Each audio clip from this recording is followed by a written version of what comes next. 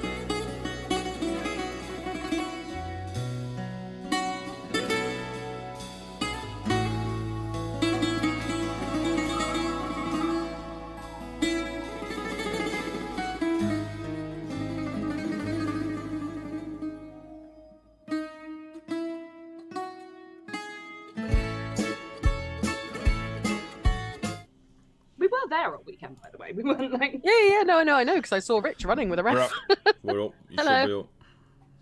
Hello. What's that nurse round? When they were up, they were up. When they were down, they were down. When they were only We're only halfway up. halfway No, up. they were No, up. they were up. down. Yeah, what? Grand old Duke of York. Oh, there we go. Hey. Had to be something to do with Yorkshire, didn't it? Obviously.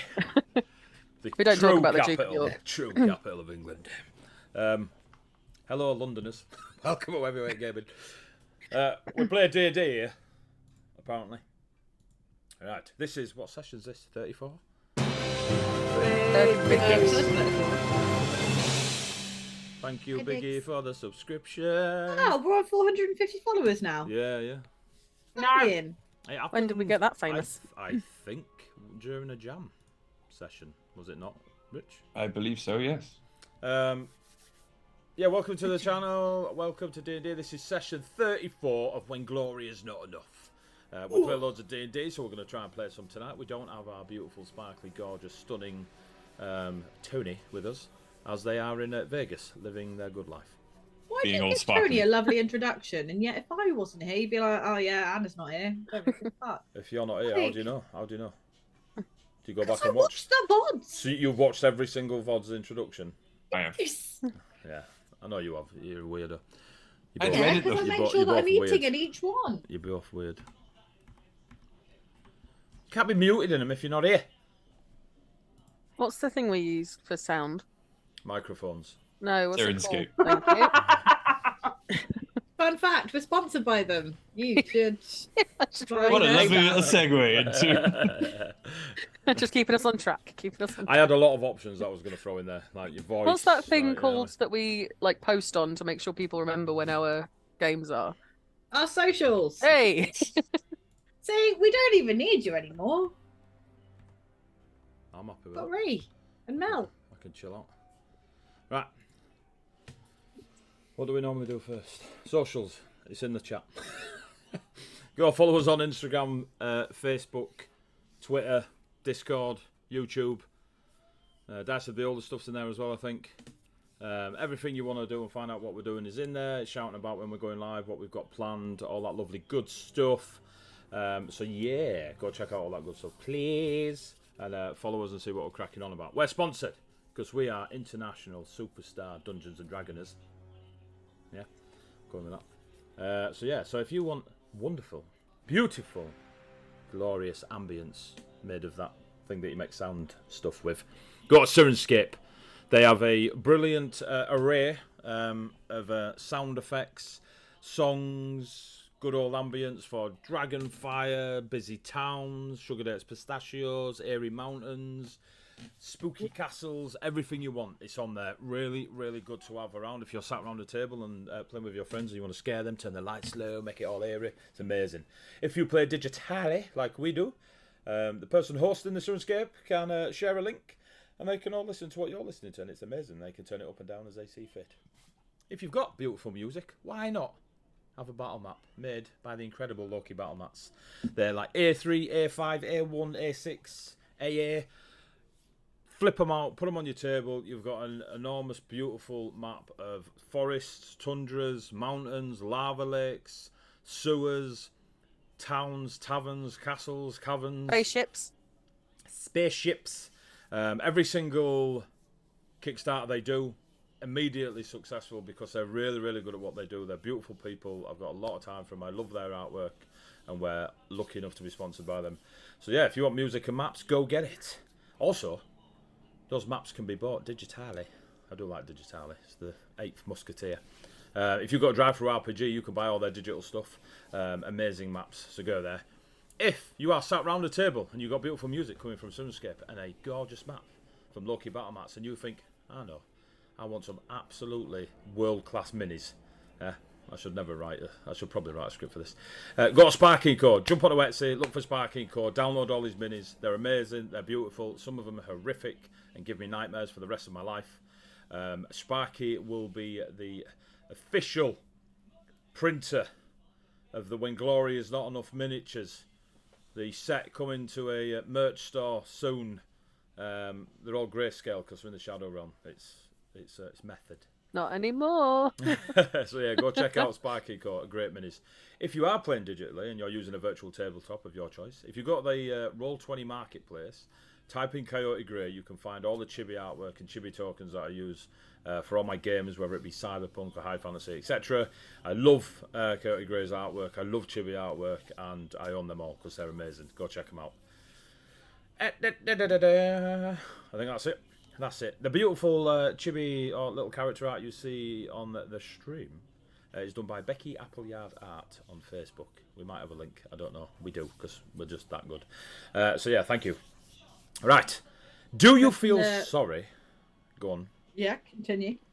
Do you feel sorry for the adventurers? Monkey face. Oh. You could give them a roll 20. You could give them a reroll. For 200 bits, you give them that reroll, they get to use it on anything they want, except death saving throws. Any of my rolls. They don't roll over to the next week.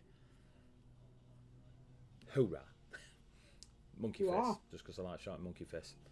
So yeah, if you want to throw a bit certain, please do, but you don't have to. If you want... Thank you, Bardic. You amazing, lovely, lovely Bardic person you are. Cheers, man. I'll remember this tomorrow.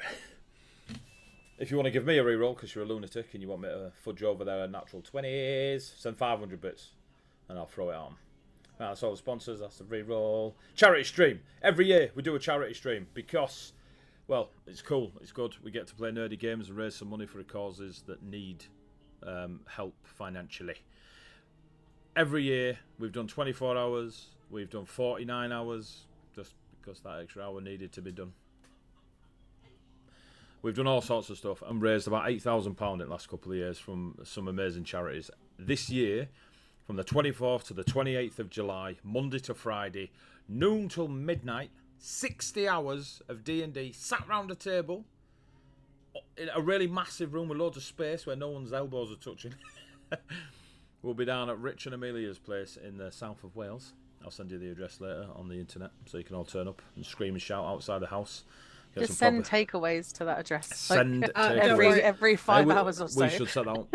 I am setting that up. Yes, you will feed us because you love us. But we're going to try and raise. We're going to try and raise a few quid that week for these three charities: Shelter, who deal with folk in homeless situations; Papyrus, which deals with suicide and youngsters; and MS UK, which, as it says on the image, supports folk with MS and their journey through through dealing with MS. Really, really cool charities, really, really close to family and friends of ours and ourselves. So yes, please, if you can, throw a few quid in. If you can't, and as funny as this may sound, rob a fool.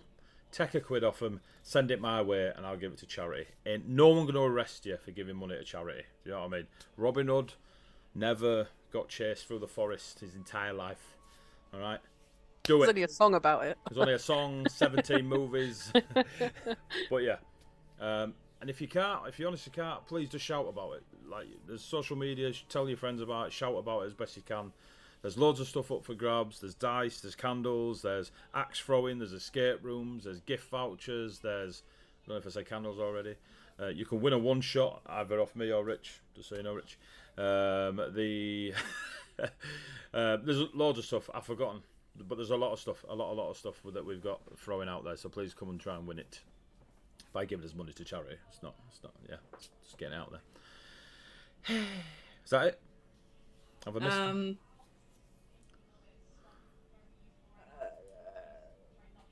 I think that's it. We're going with that. We're going with that. Recap. If we've forgotten something, we'll probably remember it later. No worries. Mel will send me a private message saying you forgot this. So, recap. Over the last few sessions, the party died. Well, one of them died. We'll go with Bjorn for now. His amazing, loyal acquaintances also took a drink of deathly flavour and joined him in a place called Stonheim, a sort of purgatory for those of Viconia. Fighting for their soul shards to make their souls whole again, they travelled to a place where there was a magical castle hosted by Magic in the Sky, which, current fan theory, is one of Elk's.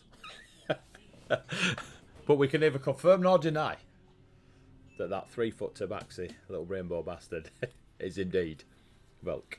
Travelling through this magical castle, the party experienced some things past, present, possibly future, discovered things of Colossus that they would not have known prior, and spelt out the word home due to magical wizards and stabbing things in the face really hard.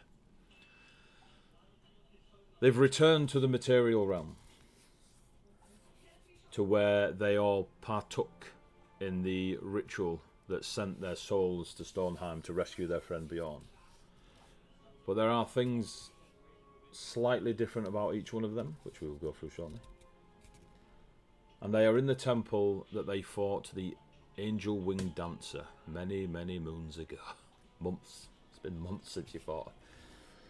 On their return, the priest that helped them pass their souls through, gone. The wings they managed to take from this angelic dancer, gone. No sign of anyone or anything being present in this temple that when they first arrived in it looked as if it was dedicated to all 12 Celestials of Atoria. Outside the temple, there is still a commotion. The same density of folk as probably was before you left, which will give you a guess of, at least for them, not much time will have passed. No one seems to have gone bored and gone home or anything, so there is a educated guess that it hasn't been too long since your souls ventured off to wherever it is they went. In front of you, there is a creature.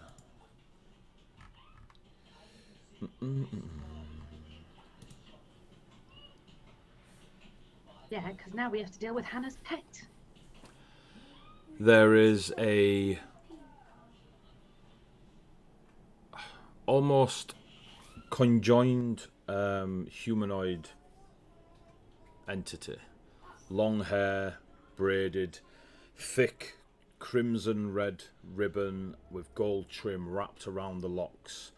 There is bone work across the corset that holds the two torsos together.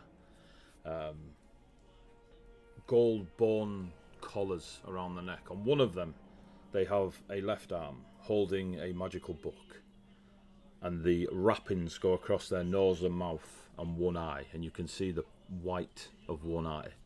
On the other, they have a right arm, no left arm, and they hold a staff with a spine and skull attached to it. Horned is the skull, and the wrappings around their face cover the eyes but leave the nose and mouth visible. I've shown you all an image. I will show an image to chat shortly. Yes, please, You because should be she's going to sexy. bed, mate. Your time's already up. Okay, mate. Is that a two-headed That's serpent? It's not a serpent. That's the creature that the party's got to talk to. Are they gonna kill a boss at the end? They might try kill a boss at the end. Yeah. Right, go to bed, dude. How can they not kill that one? Well, they can give it a go. I'll let you know how it turns out. Go to bed. Night, night, mate. Sam's advice is kill it. Right, taking Sam's advice, I would like to roll for it now. You won't need roll 20 to fight her. Don't worry about it. Did that clockwork? I'm just going to turn my camera off and on again. There we go.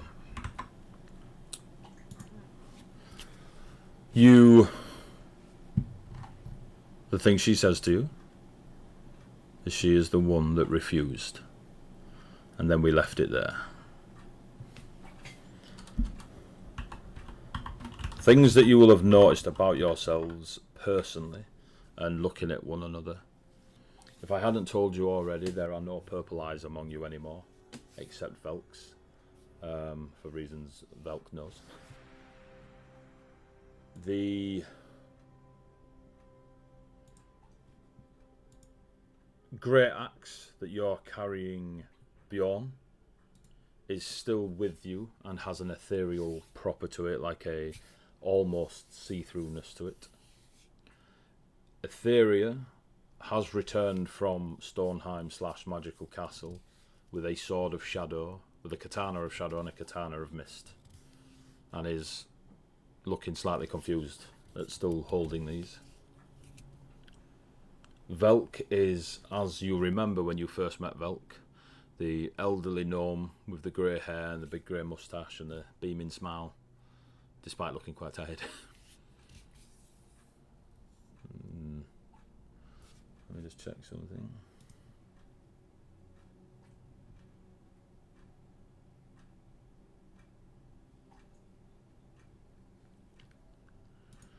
Phase is Warforged eye is bright red, and just under the lid, where the lid would be, there are 2 scratch marks, like etched, like you'd if you were etching anything into metal, armor work or anything.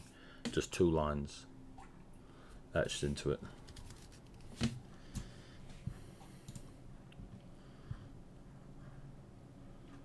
Can chat hear the music that's coming through is what I need to know. No night, mate.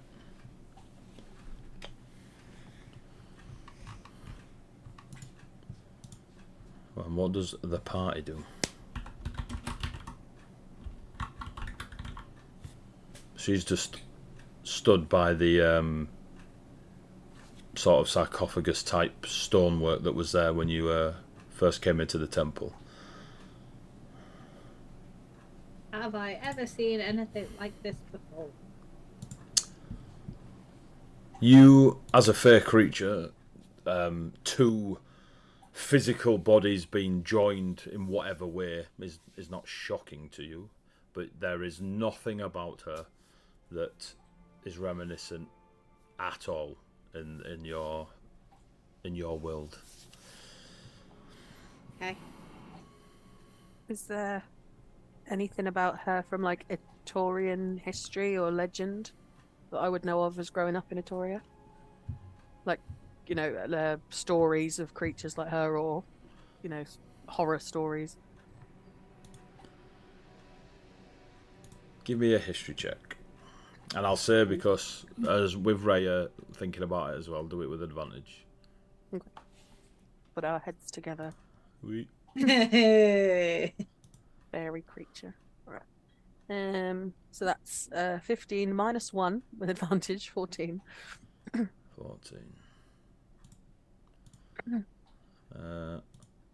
Can the party, not the party, chat see that?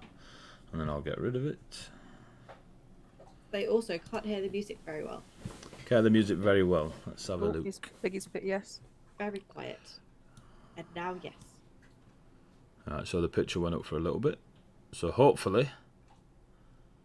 turn it up a little bit, maybe music will come through. Not hear the music. Saw the picture but not the music. Spooky. No music.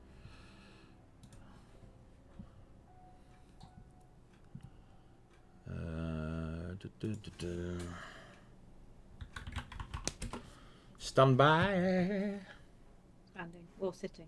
What did you get? You got a 14. Yes. Now music. You can hear music. Yes. Okay, it might have just needed turning up, to be fair. Okay. To be fair, I've had to turn mine up pretty loud. I'm 120% to be able to hear. 14. Yeah, got the music now. Cool, cool.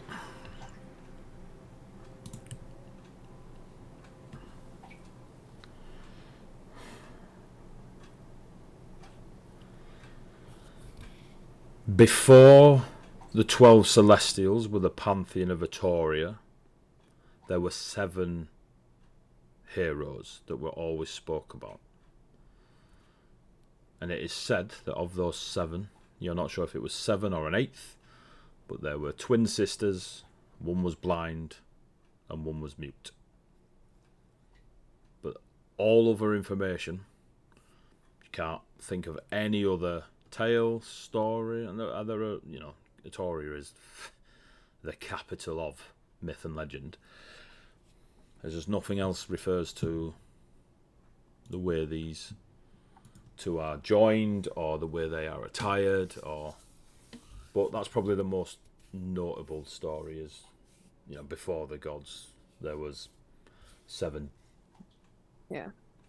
I just share with everyone that it kind of rings bells of stuff I'd heard in my childhood about the legends of before the pantheon of Itoria. And it might relate to what we heard a while ago about I think it was 6 and the one that refused. Could be the 7 legends. Yeah. But the thing that we heard in the mushroom cave, Yes. what feels like years ago, but was probably only Probably about like 2 last weeks. week. Yeah. 4.5 Died hours a ago. lot since then. We've done a lot of faffing. Wonder why. Sorry. Faffing being going into like hell and back. Didn't look at the figure before us. You were looking for us? No. I was brought here to witness the return. Of us? I didn't know who. But, yes, it does seem that way. And the one that their mouth is covered nods. Who brought you here? Who did someone tell you to come here? Pelglai sent me. The mountain has awoken, and their eyes are upon you. When you say the mountain, do you mean the Dragon Mountain thing? I'm in Pelglai. I have to know.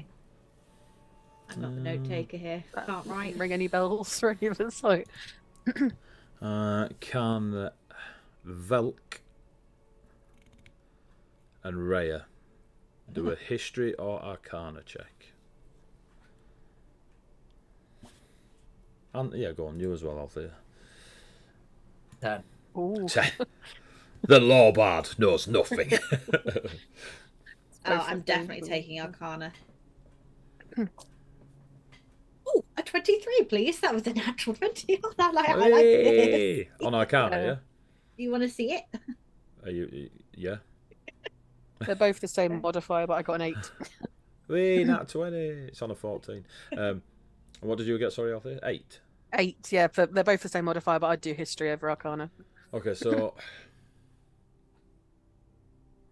Pelglai sounds like a word you've heard before, or sounds like it's got an Atorian sort of twist to it, so you're no surprised that you're an Atorian hearing that word. Velk is still in a little bit of Dear Diary after returning and just flicking through his book, not to notice anything going on. Rhea, you're 23. Pelglai?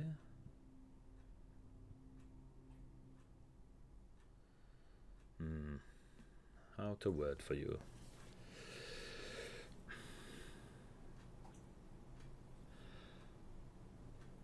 No, it's my D&D Beyond. Didn't know that. And sorry, it's Penglai, not Pelglai. I'm an idiot. It's Penglai. Like Penglai. penguin. Yeah, but with levels. Penglai is, or at least was, an enemy of both butterfly and moth.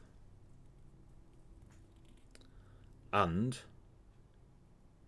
loved them more than any other.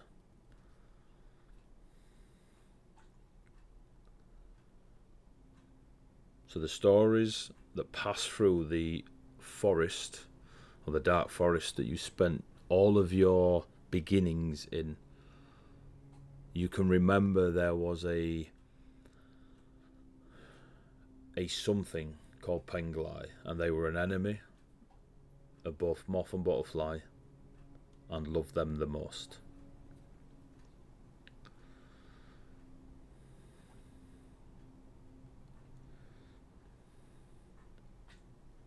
Is this the Like same a moth dish. and Oh, yeah?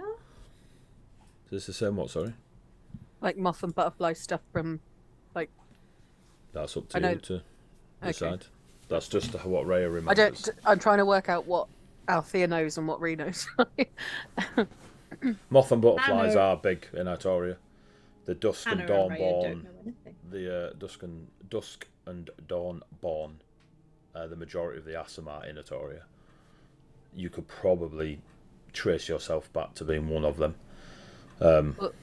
Yeah, I had the butterfly necklace when I went to visit the celestial plane and stuff. But I know that it's in my backstory, but I don't know if we've got there yet in the story. So- It's common knowledge that butterfly and moth are quite important to the Asimar in Notoria.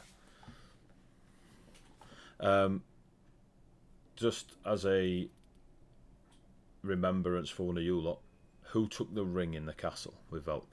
You remember when we were talking to the kid and the mother? One of you took the ring. Did you make a note, Ed? Please, I've made a note. I vaguely remember Well, if Rhea. you haven't, giving one of it you to- you're going to I decide think now. it was me. I think Rhea took it and gave it to FaZe. Who gave it to Bjorn, who gave it to Velk, who handed it to Etheria and left it on the bed. No, I think Rhea found it and gave it to FaZe. I think FaZe. I have a strong suspicion I've got it. Yeah. Okay, you still If have I it. picked it up, I probably gave the ring to FaZe. You did, Like, yeah, you I did. love you. So that's So I think all. we found out it did something special. It's like it's got a power, and you gave it to. It's got like an extra AV or protection thing, and you gave it to FaZe. I think. No, that was a different ring. That was an actual. Oh, a different ring, Yeah. of course. Yeah, that was the copper ring. I don't think I'm not sure you were there, Ree, if I'm honest. Probably, yeah, maybe not Yeah, then. yeah. That's the only one I remember. But in the castle, in that room, Oh, if it's the castle, then no, because I missed the first session Yeah. of it. whoever took that, decide amongst yourselves, but whoever's got it's got it. More than Let's go. likely, I picked it up and gave it to FaZe. Let's go with that, unless Ed says otherwise. I think Cool. Rodin's got it. Left it in the. So I think it was FaZe as well. Okay. I can't see Cool. on my notes, but I'm pretty sure it was the connection. Cool. there. We'll go It with rings a Faze. bell, right? And Yeah. if Ronan Okay. had it off it means you've got it now. So No, FaZe has it. FaZe has it. Faze has it. Oh, Hot potato with the ring. I don't want it. You have it. What is so important about this returning? What you were meant to witness? What next? You leave? Do you have message for whoever returned, or We leave. I will return to Penglai and tell them whom I have witnessed. You are Bjorn? Pleased to meet you. Hold out my hand. the one eye stares at it and does not move towards your hand. I can imagine Bourne just going, yeah. Put my hand down. Yeah. Yeah, all planned. You are lacking in one, for you are only 6, but you will need a 7th. Where's Ronan? Well, we left him in Doxy Bay. He was getting on very well with his new elven friend, and That's Remy. That's not. That's, yeah, Remy. I forgot about Remy. 7th wonder of the world. Yeah. He's getting on fine. honestly, I was surprised I remembered him. But Me too. Who's Remy? Honestly, I forgot about Remy. What even is a Rami? exactly. We can find someone better. In answer, we're supposed to be 7. Correct. Well, Remy was the only other person with us. Cared about. And I think Velk makes us up to at least 12 now. Yeah. Go and get what's his face, Stabby McSketch, and he. Oh, Can my friend. Yes. My childhood friend. As long as Velk stays and Stabby arrives, then that's 7. And we all just kind of look about. She points at Velk. This one is like we, and gestures to both her and the other one. I wouldn't say that Velk's particularly attractive, but okay. Harsh. He's like you in what way? A writer, a storyteller, a short person with a mustache. Do I just power word kill now? let's get it over and done with. Is that what we've come to now? Is it? Yeah. You have a couple of weeks off, and you just come back that little Sorry, just clip the end of energetic that. kid in the nursery. He's come back from Tenerife. Is Velk? Velk is a storyteller. Velk is the person that narrates what we're doing. How are you the same as he is? Are you a changeling? Do we know Velk's? Well, I think we can probably surmise at this point. Never mind, carry on. We're ignoring it until it slaps us in the face. Your AD. storyteller. Not literally. Your storyteller reads and writes. Correct. Who thinks You more also than me? read and write? Do you do what Velk does, but for someone else? Do you keep a note of someone else's story? Give me an insight check. I should stop putting my dice away after I make a roll. I think that'd be a really good idea during a D&D session. You play. A 4. 4. Hard to read. Like, If I need to smack it with a sword, I'm fine. Anything else? AD. yes. Okay. Bjorn is going to reach out with new senses now that he's back on the material plane that he's only just realised that he has. And I'm going to use sense mortality. Which is? As an action, I can open my awareness to detect any life force. So until the end of my next turn, I know the location of any beast, dragon, elemental, fey, humanoid, giant, or monstrosity within 60 feet of me that is not in total cover. I know the type of the being, if I Sounds sense like its undead shit. presence. When you say type, what do you mean? The fair I know- dragon. So if I'm looking Elemental. at it, I know what type out of that list it is. Okay. But I can also then, in the same radius, detect the presence of any place or object that has been consecrated or desecrated under the effects of the Hallow spell. The temple you are in is hallowed. The creature before you, the single eye is fair. The muted side is dragon. Ooh. I'd also ping as. Fucked up. Still smash though. But is it the thing you concentrate on? Or is it AOE? Everything. So it's AOE. Yes. Yeah. Are we all ping? Is it the thing you concentrate on or AOE? Everything. Yeah. Sorry, Oh, it's so yeah, AoE. So It's Velk AoE. is fair. Althea's, do you get Celestial as well? No. Alright, you've no idea. But you know anyway. So Velk's fair. Do you get Does- type does- of fair or just fair? Just fate. Okay. Do you get undead? Does Bjorn ping himself as undead? I don't get undead. Okay. Can't even confirm it yourself. I need a priest. I think the only things I don't get are undead and celestial. So the temple's hallowed ground, and the creature with the one eye is fair, and the creature that's Fae. muted is dragon. Dragon. Okay. I'm Faye. And Ray is fair. The ones you FYI. know. Yeah. Rhea comes as no surprise to you. Ray's a goblin. I don't know what you mean. Yeah. Yeah, Rhea Yeah. doesn't ping, which is the more disturbing thing. I would shit myself. Just arts and craft feathers stuck on all over. Heidi just changing our races in the background and not telling us. Actually, because, well, yeah, for Bjorn, because Velk hasn't pinged his humanoid, which a gnome would, Bjorn now knows more about Velk probably than he did before. Apart from the fact I'm that Raya also just said, is it because he's a changeling? Out Yeah. loud? Yeah. Does Raya know? You wouldn't even know he's doing that, I don't think, Raya. Oh, would I know? Yeah, you don't get the information. But that she Bjorn said gets. that before. She said that before he even I know, started I'm doing just on it. about in this scenario, Raya, Oh, you sorry. wouldn't be able to react because that information is only Bjorn's. His senses tell him that information. He's not asking out loud, and it really he knows it internally. Shouts into the universe. Yeah, Okay. Okay. Apologies. that's all right. That's all right. Is that it, Rich? Is that you just wanted to know stuff? I literally just wanted to know stuff. No stuff and do nothing. I kind of take a step back from them. I'm gonna summon my echo with a snap of my fingers and be What like, would this- 7?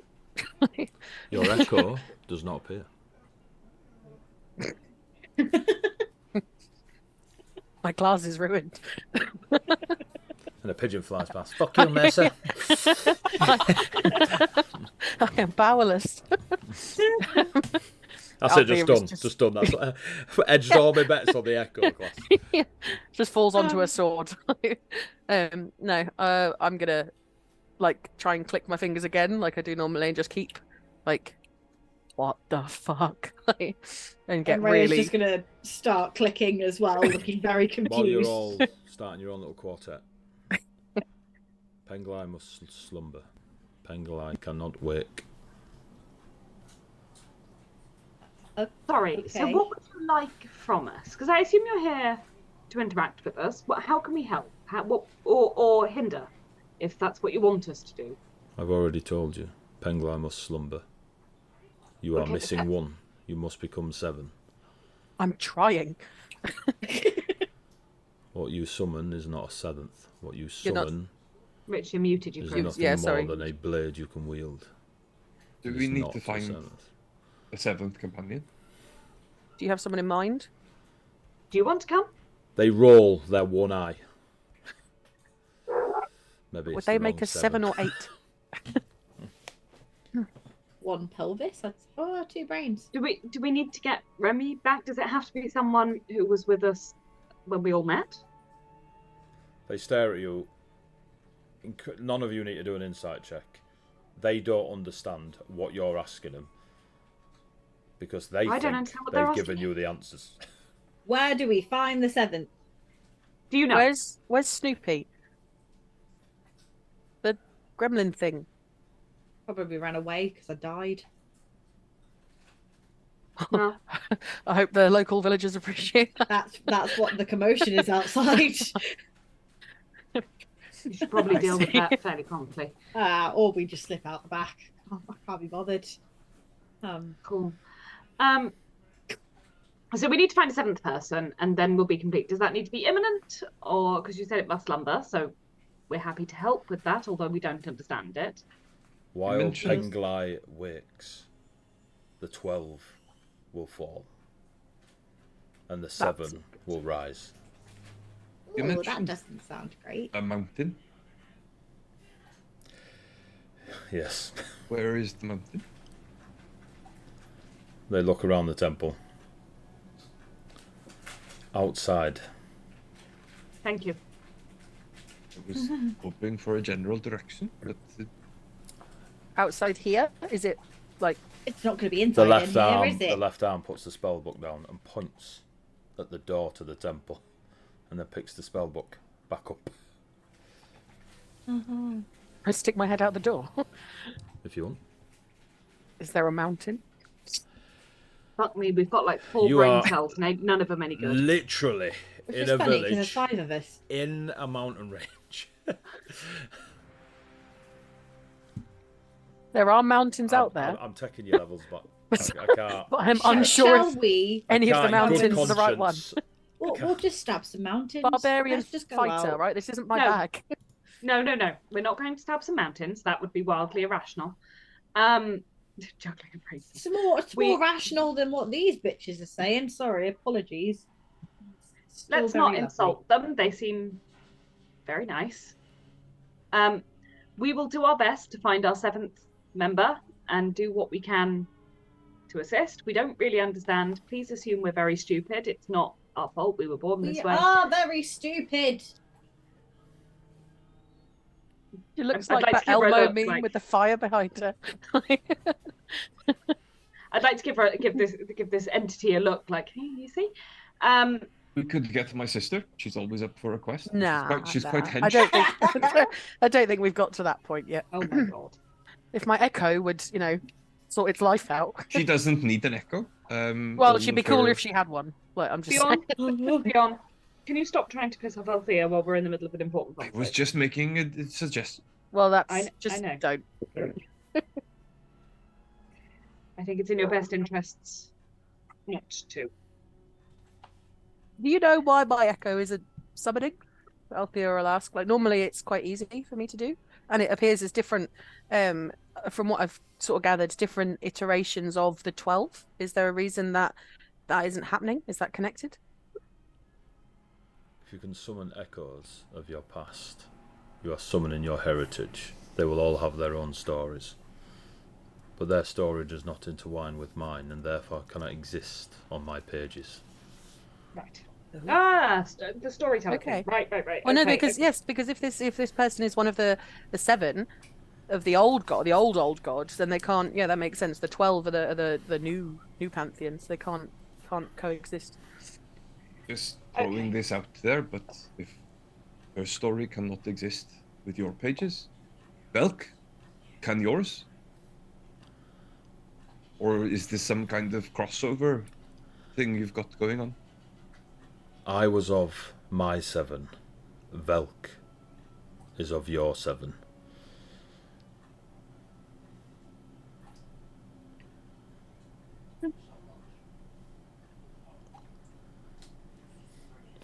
Okay. Like that was an answer.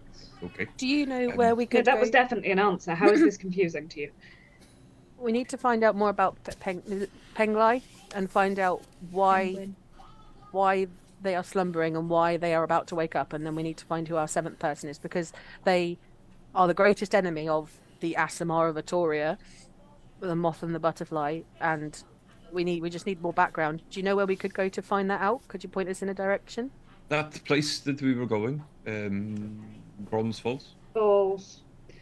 I suspect it all ties in together as everything's come from the same. Well, maybe not, but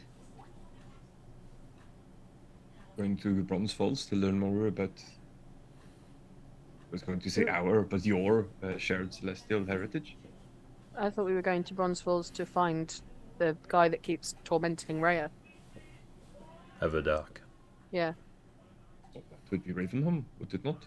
No, he was in No. Bronze Falls. You had information that you had visited Bronze Falls. we wanted to visit and see why and see if we could gain more information while we were there. But it's nothing to do with this necessarily, or it might be. But it also helps that I think Bronze Falls has lots of temples.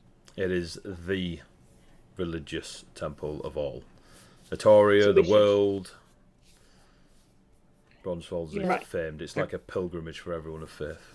Remember stuff.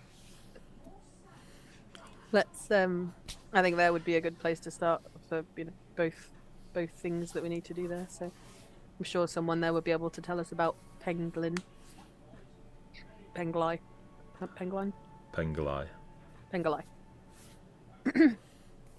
All right. Well, thank you for visiting and notifying us that we needed to be aware of something. We do appreciate it, even if it seems like we don't. I will Everyone inform. loves a bit of ominous dread. No reaction. We will inform who, sorry? Penglai. Excellent. Are we likely to see you again? Is there a way that we can contact you if we need to? No. Seems fair. Anyone else in the world that had asked that question? Yeah, use my number. Us? No. Not a fucking chance. I'm off over to the next village to find some 7 knobheads with pitchforks and give them 5 levels. They sit cross-legged on the sarcophagus, focusing on Velk for maybe It's had exactly nothing. this 6 entire time. 6 to 7 seconds. 0.5. Let's go with 6.5 seconds. Just over a round. Understood. Did we ever rolled an initiative yet? Like, I feel like you trapped. Velk, you hear the turning of parchment, just flicking through parchment as if a page was turned. And then where the mouth is uncovered, on the other face, it smiles. And they slowly fade out of existence and disappear. And Summon Echo. it appears. And it is a reflection of yourself. Thea, everything's fine. Yes. Don't panic. All right. We should probably deal with. You hear the hustle and bustle of the town outside. You can hear people and the commotion going on. Give me perception checks. If you want to.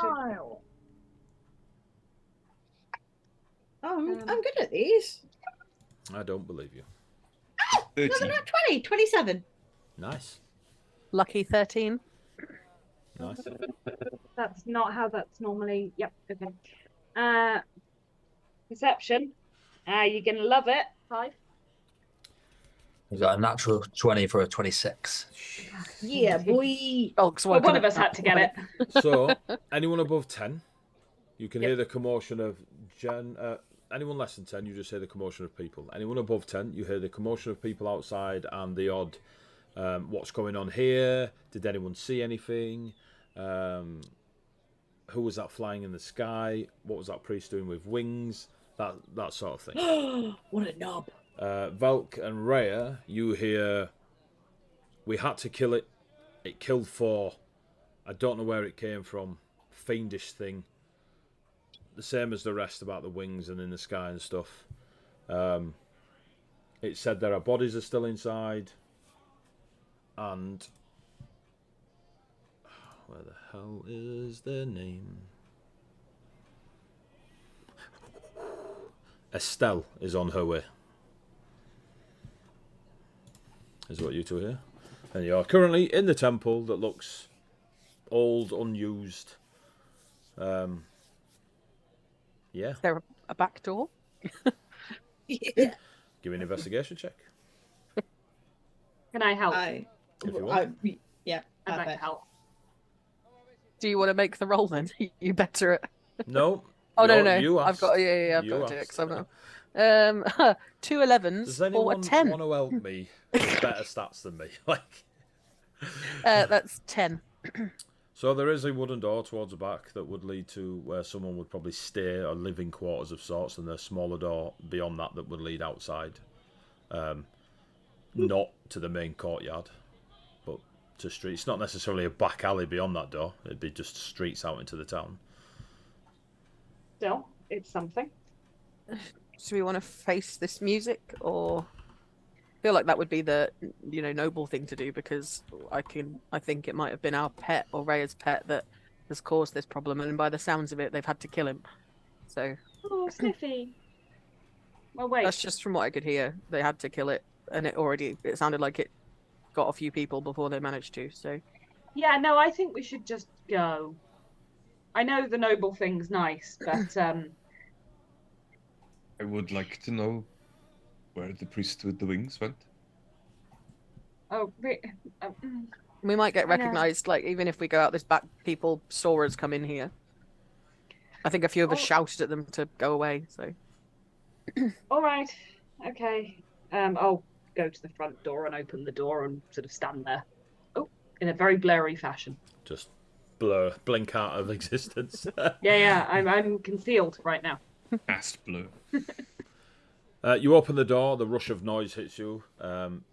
The courtyard is rammed with people all just looking, investigating, like prodding things, like just everyone's kind of piled in and like looking at patches of grass where there's a bit of scorched, arcane memory. The place is pretty rammed. Like, Dwalo is a merchant town. It is a crossroads or a crossing point through the smaller mountain range. So busy is not a surprise to you, and you're from Ravenholm, you've seen busier. But it's rammed, and there are people. You can almost see clusters of people within the density of folk. So if you were bird's eye viewing it, looks like Van Gogh's chuffing Starry Night. Like, there are circles of people in between, like, certain areas that seem to be focused on different parts of the crowd.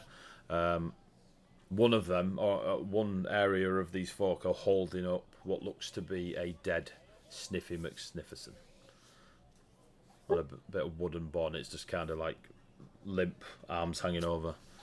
How long ago did he die? Who are you Go and asking? look at him. I'm asking the DM. You've no idea.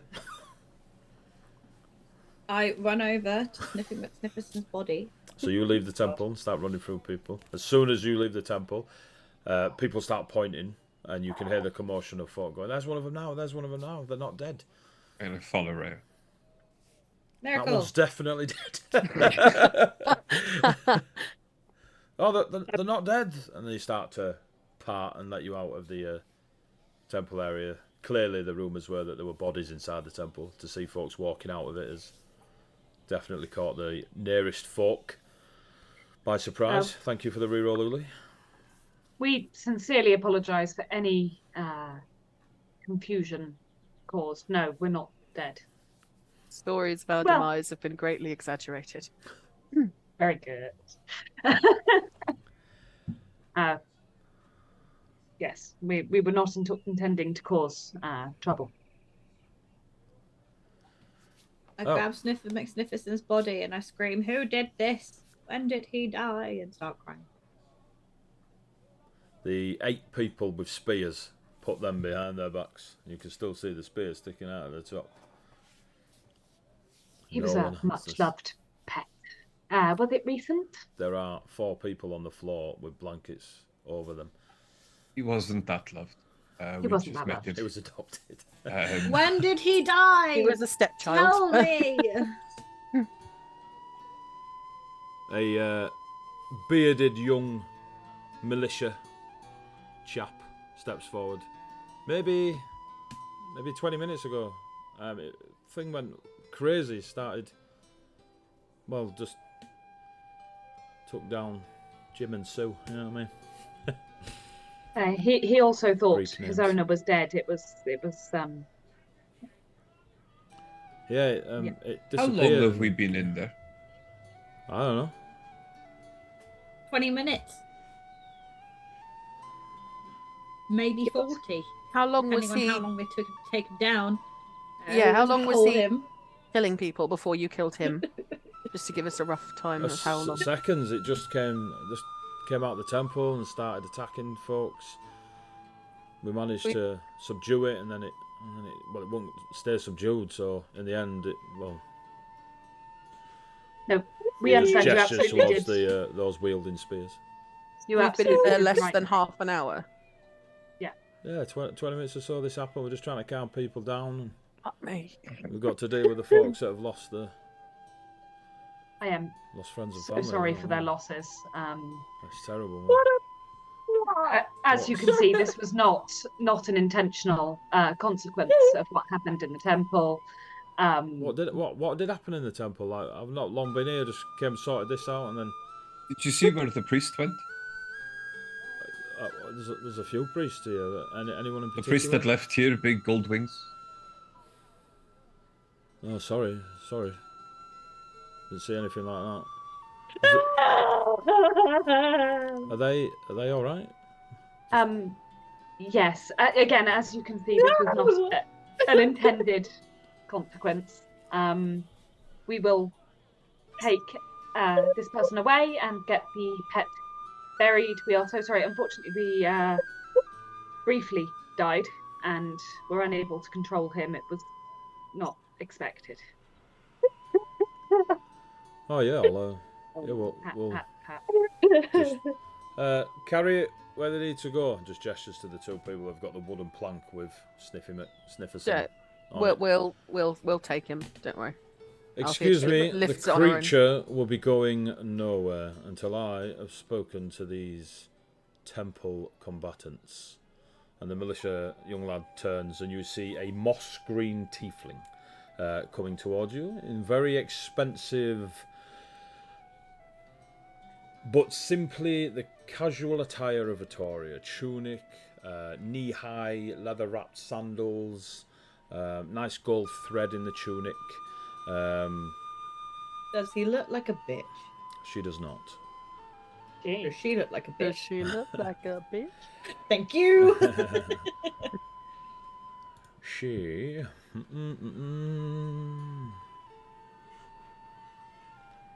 holds. She looks like she has authority. Folk recognise her as such and give her enough space to be politely to let her through, rather than no one's like bowing and letting her through or anything like that. They know who she is and they're letting her through. Moss green skin, jagged horns, maybe 10 to 15 horns just kind of make up her hairstyle, but jagged horns on top of her head. The tunic is reds and greens with this gold thread through it, and she looks like she's of wealth. And yeah, she approaches you. For a tiefling, you've seen them before. Asama Shauna. and other such. Yeah, baby. She is older, at least aesthetically. Not old as me, bitch. Let me grieve my dead. Can you stop calling all the people that we meet bitches after the... I have I been said called that worse. internally. This creature here will not be buried, it will be banished. It is not of this realm, and it should return. I'm not of this realm. I'm staying here for good. This is where I live. This is where this creature lived. It was a living being. It is a fiend from the realm of fiends. There are plenty of fiends. You don't banish them. Yes, we do. Really? Because we found many a fiendish character here. And what did you do with them? Left them alone. Wasn't our business. Just like this wasn't your business. Point out a fiend, and it is my business. It killed 4 of the people dwelling in my town. She's a tiefling, right? She is a tiefling. And she said point out a fiend. Yep.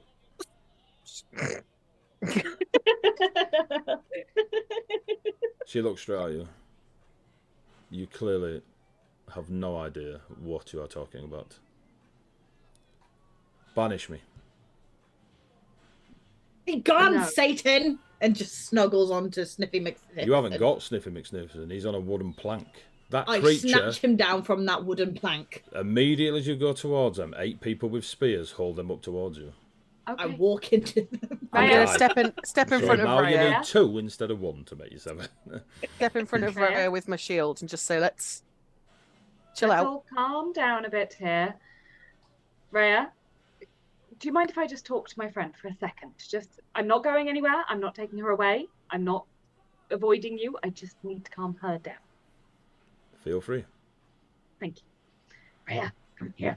I'm going to grab Rhea's hand and like drag her backwards to by the steps by the. Whilst you 2 are dragging them away, Velk and Bjorn, can you give me a perception check? Yeah. And Althea was stepping in the way and such. Just with like casually with my shield in front of Raya. As they move their spears. 17. 17.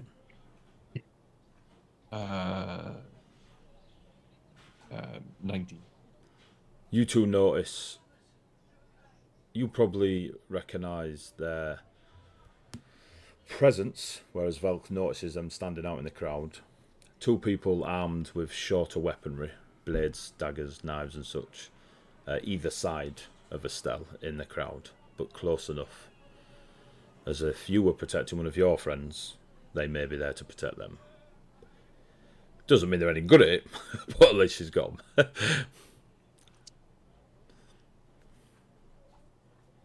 Armored? What'd you get, 19? Yeah.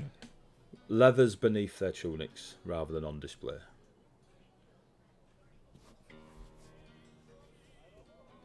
Rhea, have you ever had a pet before?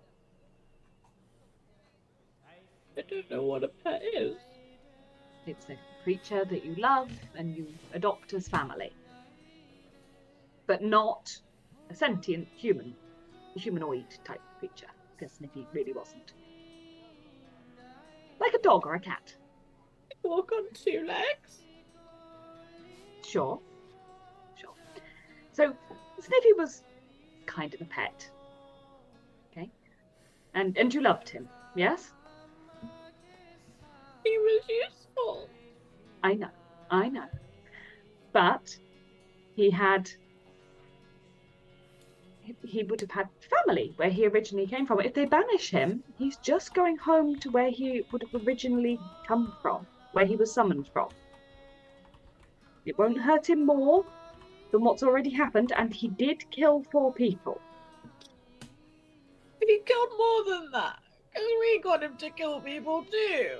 I know, but also he would have killed us. Now, No, he wouldn't, because he loved me. I know he did, and I love you too. But I don't think we can avoid what's going to happen, and I think by arguing it, you're going to get us hurt.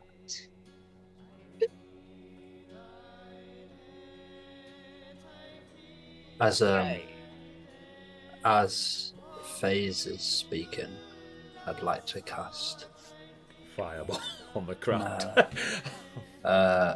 Please tell me it's calm emotions. Calm emotions. Come on. Major Image, which is a visible phenomenon up to a 20 feet cube. And I'd basically like to,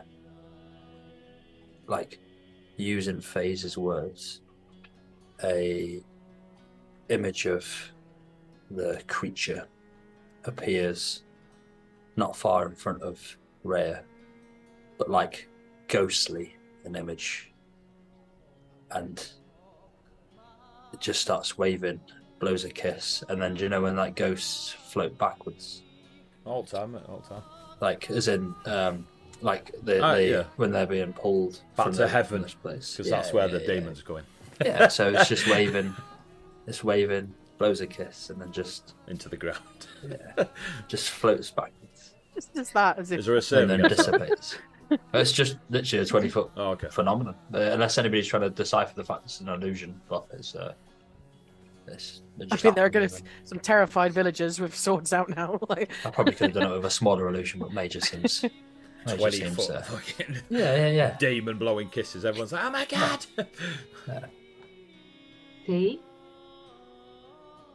See? You see Sniffy waving. But I'm not fucking stupid. I appreciate it. Come on. We need to go and say goodbye now. Come and hold my hand. And I'm going to pull Rhea back with me, hoping that she doesn't get us all stabbed in the face. Whereas I'm hoping. That's the weirdest in-character conversation I've ever had. Bar none. To date. To date. To date. Wait till the week long. Exactly, it's going to get a lot fucking worse. People do react to the image. Estelle notices it as such, holds her hand up, and they kind of look to her for the nod. She doesn't give it. Rhea and FaZe, are you returning to the group? Yes. You have questions for us? I do. I have a question for you.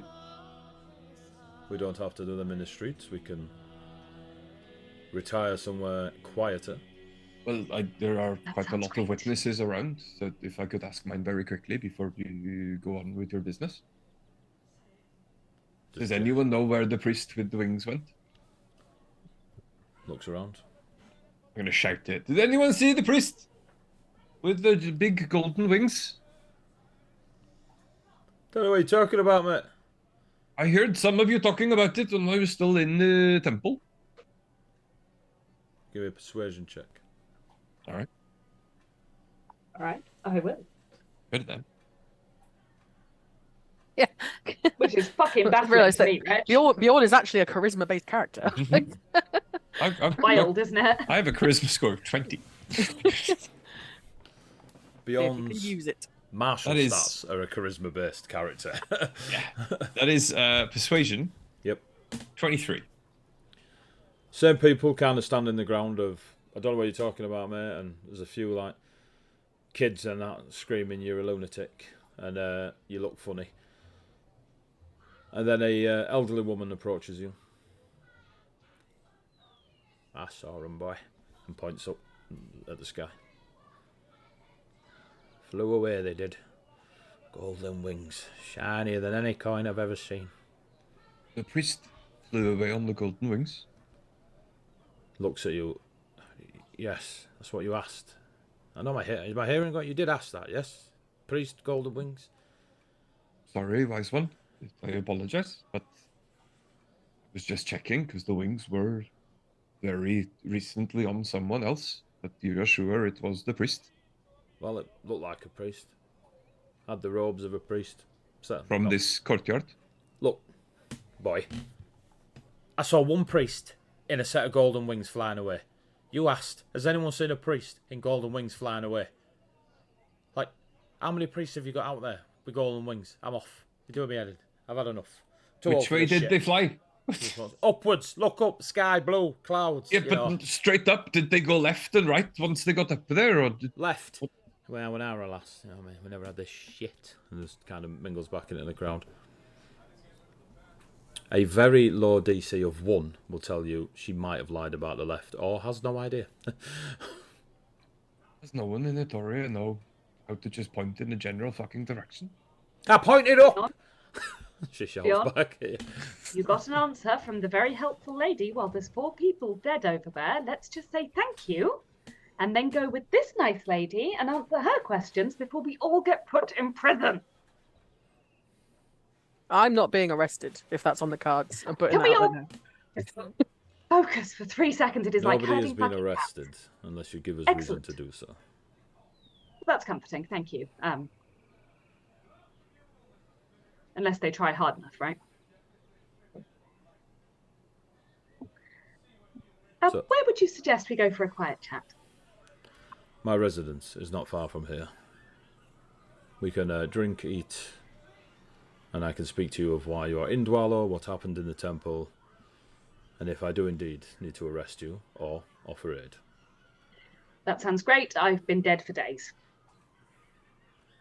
About I 20 think it just minutes, matters. actually. I'm not being arrested. You're not being arrested. It's fine. You hear a message, Fez. If she pushes it, Okay. she will be arrested. Yep. Sounds right. And Estelle will turn and walk away from the crowd further into the town of Dwalo. The marketplace here is more structured, more less canvas and stall, and more wooden structures that have been built, and an actual marketplace designed to give folks the perfect amount of efficiency of window shopping. You get to see pretty much everything as you can possibly try to walk, turn left, turn right. There's more stalls. They've designed it in such a way that it is almost labyrinth-like, that you will eventually pass nearly everyone to get out of the market. But Estelle, with well-practiced ease, leads you through the quickest way out to the other side, where the Merchant Guild of Dwalo resides. There is very small conversation from Estelle, and it is more almost touristy in that they point out if you wish supplies martially or arcanely, you can see over here, and just kind of gestures. Once you are into the beyond the market area, she does tell you are entering the district of the Merchant Guild. She even comments on, no, there is not a Sure, yeah. Yeah, one of them. Yeah. The name is simple. Those of Ego can call themselves what they wish. We are simply a merchant guild that I am the head of. Dwalo is our place of residence, and the majority of Etoria sends things our way to distribute to the south and the north. My residence is along this path here, and she leads you to a pretty nice villa. It's not palace-esque, but it is a fair amount of value has been put into it. Simple pillars on the front, a nice garden of yellows and red flowers, and she leads you into the villa. It is similar layout to the other villas you've seen in Buxy Bay, the expensive one at Clay Eye, and such. And the eating area is as you would expect, Althea, a table with dried meats, fresh meats, fruits on. There are jugs of liquid, water, wine, and she gestures for you all to sit. Bjorn and Velk, you notice the two people all the way up to the villa following along. They deliberately disappear once you get to the gates of the villa, and you do notice them fade off into the crowd away from the villa rather than following Estelle. Estelle has a few members of staff that work the villa, simple jobs and such. Other than that, it's a nice villa.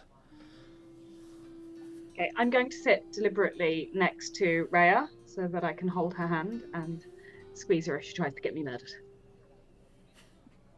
So not stop her, just squeeze her. Just so you know, Althea, I'm now dead, but as a little hand squeeze.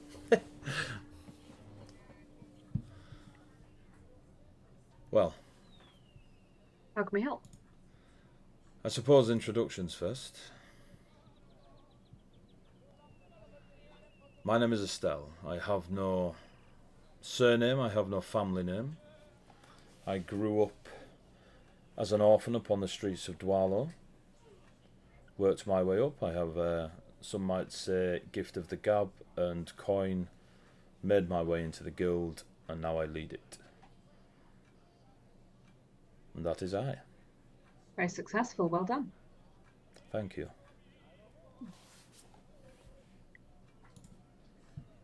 And you all are?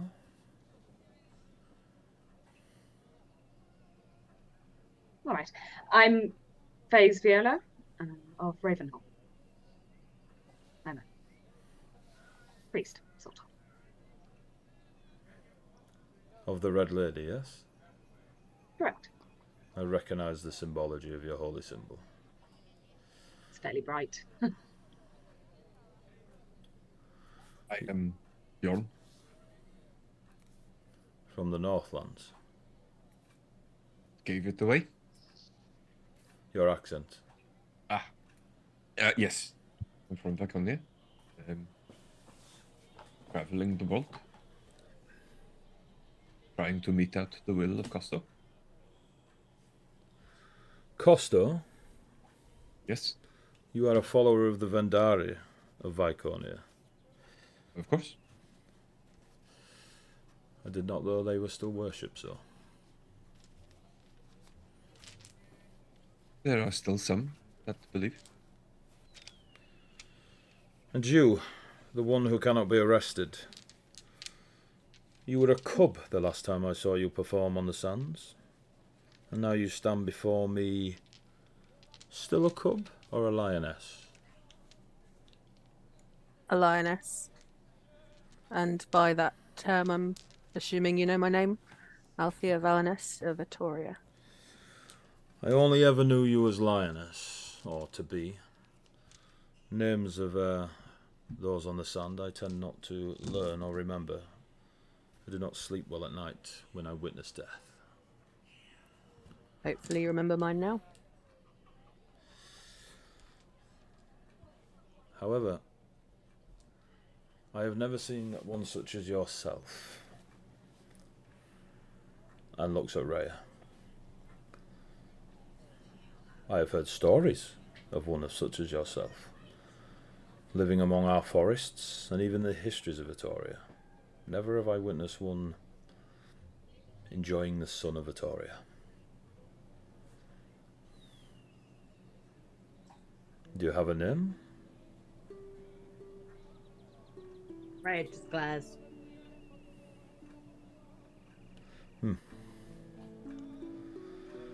They are grieving. Perhaps your questions would be better answered by the rest of us. I have never seen one grieve over a bound imp before. Living creature. Still bound. I'm sure that doesn't take away from her grief. No, Best but it to just takes let away her the be. creature's freedom. There was no When it binding. was under our care, the creature was well looked after, and Care, yes. I don't know if you can call the creature happy, but they were certainly content. Happy in killing. That was not under our control, unfortunately. No, because the bound was broken. A bond. Again, we were dead. It wasn't intentional.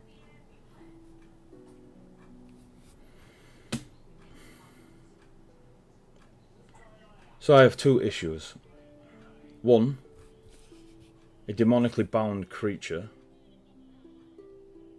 loses its binding, kills 4 people, you return and cry about it. A creature that is bound against its will kills 4 innocent market walkers.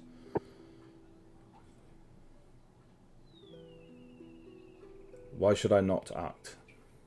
You've already admitted it is your creature. No investigation is needed. Have you heard of anyone called Plutonius? Yes. They were the one who we believe originally bound the creature. We found the creature on their property. We did not bind the creature ourselves. We simply kept it as best we could without knowing specifically what to do with it. When it was under our care, it did not kill any innocent people until this moment when we died to save our friend, and it was, like you say, no longer bound. We didn't realise the implications. We didn't bind it ourselves. It was not of our doing.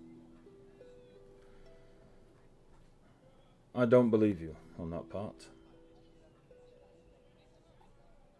That creature was bound to one of you. My guess would be the one grieving so. Fiends do not bind willingly. There was Well, no binding. It you was are bound as a found street dog would if you feed it. It was more like imprinting. It taming. wasn't. There was no ritual or magic involved. It was. So you are all it's- demonologists, yes? Well versed No. in this. Let me rephrase. Rhea unties the crystal from her staff, just throws it on the table. We found that. It didn't attack anyone.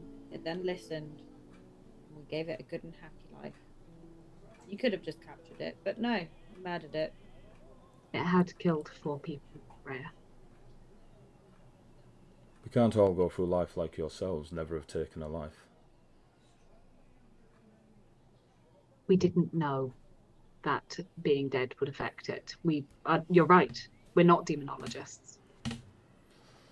Maybe We you didn't should know the look into these implications. things before you start walking around with a creature from the fiendish realms. You're probably right. But it's not something that's likely to happen again. And the person that we took it from did kill an entire town. So on balance. Estelle looks around the place. She takes a stone from a pouch. It's pretty smooth, almost perfect sphere. Just puts it on the table in front of her. And everything feels quieter. Not turned off, just quieter. I have reports from Clei. I am aware Glutonius is responsible. And I have sent word to the Empress. We were fortunate to get out of there alive. We were alive at the time. We were fortunate to get out of there without eating ourselves or each other.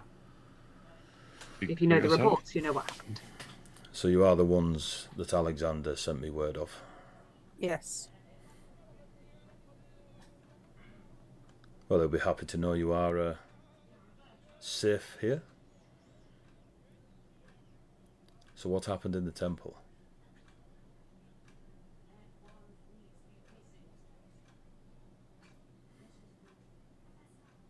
Don't look at me like that, face. You said you all died. I died that's- first. No, I am not a life cleric.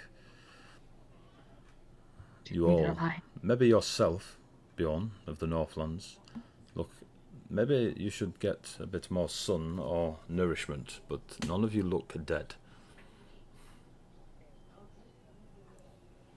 Tell the story, Bjorn. Sorry, I was just... When Estelle said nourishment, I suddenly realized that I am not hungry or thirsty. Cold. That's not what the reports from Clay I say.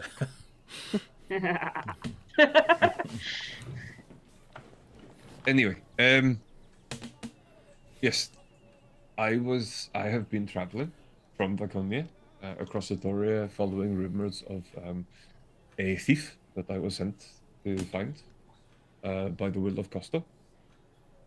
I found that thief sitting on the steps of the temple and approached them, and a fight ensued. I was killed. And from what I came to gather, when they were all in the spirit realm shouting at me, they all decided to come in and help me come back. We went to Stoneheim. That is I don't recommend it. I don't plan to die anytime soon, or visit Stonheim. That is a bond not normally recognised amongst such a variety of folk. You must truly hold one another in high regard. Sometimes Bjorn is an idiot, but he's a good friend. Bjorn just beams at the wood friend. Tia rolls next.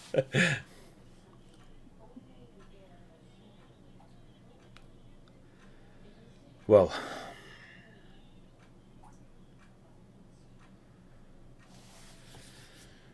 Alexander does need help, as does Ectelio, as does Atoria.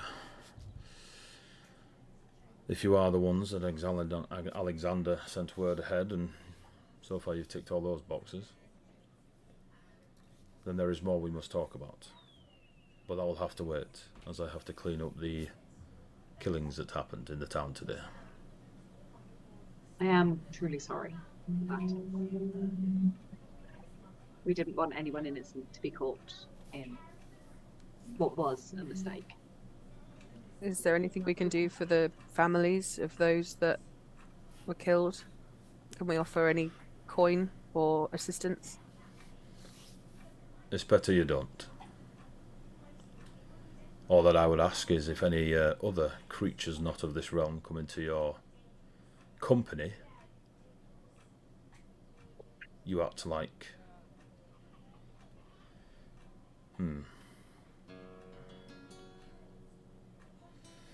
Don't assume. Perhaps we can say we've learnt from this, and we will remember it. Just to go further on that, I don't believe any of us have the ability to banish a creature back from whence it came. So would you prefer us just to kill them? Speaking honestly, no sarcasm intended. Like, is that the best option? I will banish the creature. No, If- in future, if we in came across future, another if- fiend. Yeah. If you come across a fiend and you bind to it, know that it is against its will. If you kill it, a lot of fiends will return to whoever sent them through the realm barriers. If they remain, it is usually because they are bound to something still on this realm. I can only guess that as you return from your not dead state, was a happenstance that it's coincided with the time 8 spears went through its body. So now I will return it home, where it will be not bound, not killing innocents, and free. And alive? In its realm, yes. Perfect. Thank you. See Reyes, and if he will be okay. We'll wait here then. Yes, feel free to use the villa as you see wish. As you see wish. As you see wish, yeah. As you see wish. See fit. So As you wish. see fit. As you wish. As you see fit. wish. Yeah, as you wish. As you see fit. As you wish it. As you see wish. It's a bloody strong wine. Odd. And I will deal with those families. Give me the rest of the day, and we will speak of Alexander, Ectelio, and yourselves. And looks at Bjorn, and your priest with the golden wings. And she will Thank you. get up, give you all a nod, and leave her house, with you all sat in it.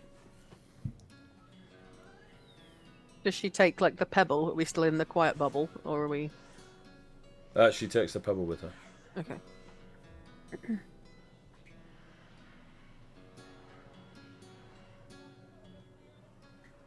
Anyone saying anything? I'm going to give Raya a pat on the back. She's got that look on her face. Going to give her a pat on the back and say, "You heard what she said. He'll be free and alive where he's meant to be. It's better this way." Are there any high beams in this villa? High beams. Yes, high archways. Are you planning on flying up to one? Do your best Yeah. impression of a bat. There are spaces that you could fly up and be in, like just somewhere chill. I'm gonna Less of a fly beam, up more of an and just- archway. I'm gonna fly up and just fluff my wings around myself. And on that note, we'll have a quick break. Perfect. Because I am down for a drink. Right, we shall be back, you murdering hobos, in about 10 minutes. It is break time. Bye-bye.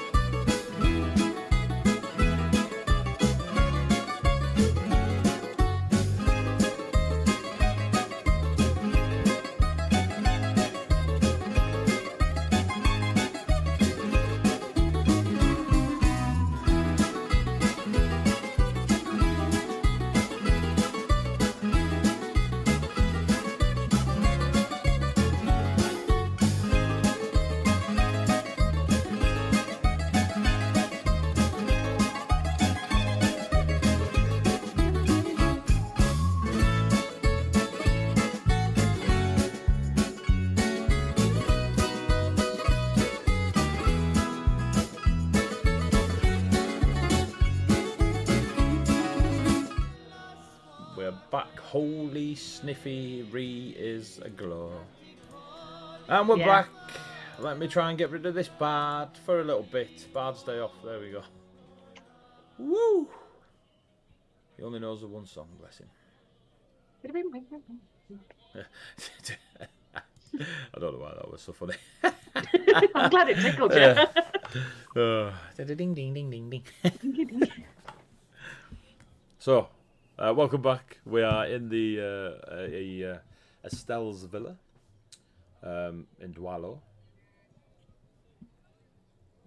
Rhea has just flown to the skies, ceiling. That's up, Bjorn. Up. Yeah? Fuck you know. And is having a moment. You four and Etheria, who's been really quiet since you left the temple. Yeah, weird. 3, 2, 1, I'm go. gonna go sit down.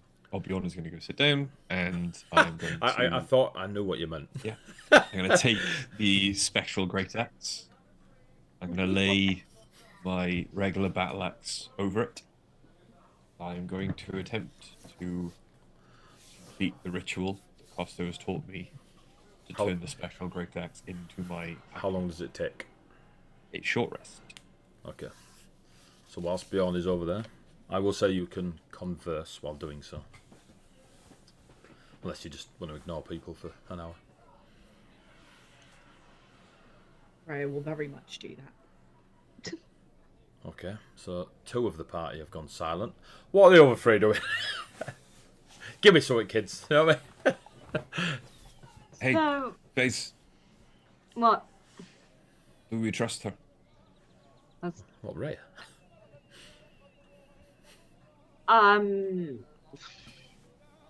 she has some idea who we are, and she's talking about people we do trust to an extent. Probably not fully, but I suggest we hear her out. Those people might also be known to the people we are chasing. You've seen some of my earlier work, so, you know, she can't be that bad. You are a lot more famous than you led us to believe. I'm humble. Sure. We yes. haven't actually been to a village where someone hasn't known who you are. There's not a lot to do in Etoria. Like, you can go and see a pit fight, or you know, sit in a bar. Look, we hear her out. We don't have to do what she says or asks. I assume she'll ask us for something. She did message me and warn me that she would arrest Althea if she pushed it. That was it quite funny. I was just stating that I wasn't being arrested. There is nothing illegal about that. Vel, are you okay? I'm alright. Glad you're back. What do you mean back? Well, you weren't with us in the dream story realm that we Or in visited Stoneheim. after Stone. No, Velk was in Stoneheim. No, it wasn't. Oh no, wait, There was the an angry little guy with the- that it didn't like you. creepy Costa prick. Yeah. Kardashian. Kardashian. Kardashian. Him. Him. We missed you. We're glad to have you Kim back in Cattrall. this form. Kytrell, that was it. I trow. Okay. Sure. Okay. Yeah. I just- Felk's just been watching us have a joint hallucination for like a week straight. Velk, That's me. You can insight him. where Yeah, are you please. from? So I grew up in a place called Cruel. Before that, Well, I was kind of born and raised there, really. There is no before that. Why'd you ask? We all know Velk. no reason. You're muted first. No, that was me waiting for Beyond to stop. Okay. 23 was the answer. On the insight, You told us not to ask for insight, so I just wait for you to tell me. there is. It's difficult to describe. It's not lack of confidence or confusion. It is. If you were to interrupt somebody mid jigsaw puzzle, a very, very like 3,000 piece jigsaw puzzle, 10,000, 1 million piece jigsaw puzzle. And that's how Velk's like reacting Yeah, to just kind of- everyone speaking. All right. I always get the impression, Velk, that you follow our story and just you're whatever we need at the time.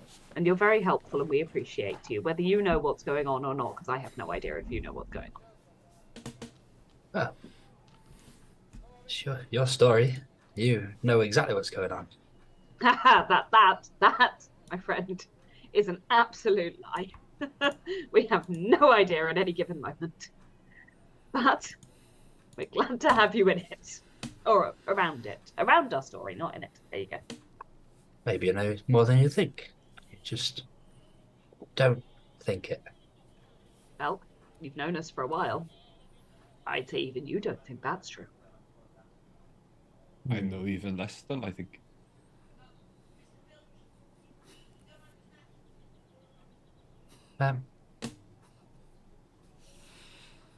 You should ponder things. Maybe that's a good place to start. Honestly prefer it when you do my ponderings for me. My foot itches. That's what I'm Interesting. pondering at this moment. Which one? The left one. The left one is the flesh one, right? No. Okay. That's My, fucked up. Go on, Vel. My mother would always say, retrace your steps. Maybe you can do the same thing with your thoughts. Belk, I'm not going back to Clay Eye. No, with our thoughts, not retracing steps. Oh. You know, I don't think I always used to be this stupid. It's very frustrating to never really have any idea what's happening. I feel like it's rubbing off from Bjorn. I have been told this. I'm going to start eating the food because I feel like I haven't eaten for weeks at this point, wandering around in the dead realm. So I'm going to dig in. How high up is Rhea? Like, what specifically? Where is she in the room? Maybe 40 feet. 40 feet. Yeah. Are there any like ledges between where she is and where we are? What, are you trying to Assassin's Creed up to her? Yeah. You taking all your armour off?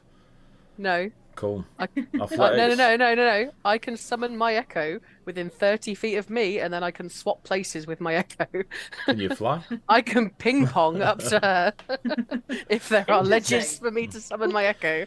To nobody's surprise, there were no ledges built into this villa to allow one to... Just like a rock just sticking out. Like... A window 10 feet A up? window, yeah, windowsills. There are windows, but they're all level with like where you are. The bottom of the window is maybe 2 feet from the floor, and then it's a 5-foot window. If I did it really quickly, how far would my echo fall each time? Interesting.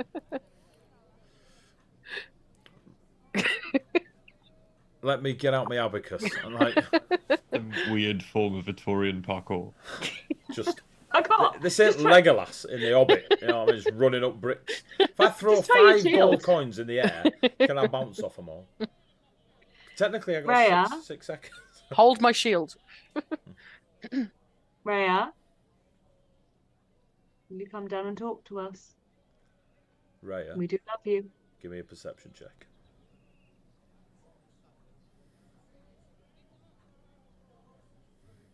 22. Great. There is a small mouse on the ledge next to you that seems to be a bit more heavily furred than you'd expect for one of Vitoria. I mean, they're mice, so probably only you would have the eyes to see you're not a mouse native to the Etorian climate. Probably of a place that's colder and wetter and such. Looks quite young and sprightly. And is looking confused, and acknowledges that you're there and seems very comfortable around people or humanoid fairbird people, and he's kind of just looking about the place. I will cast Speak with Animals, please. I will cast Disintegrate. Rhea's having a really bad day. You kill my demon, I kill your mouse. Fireball at 5th level. Send it on the mouse. Can you all do a dexterity set, please?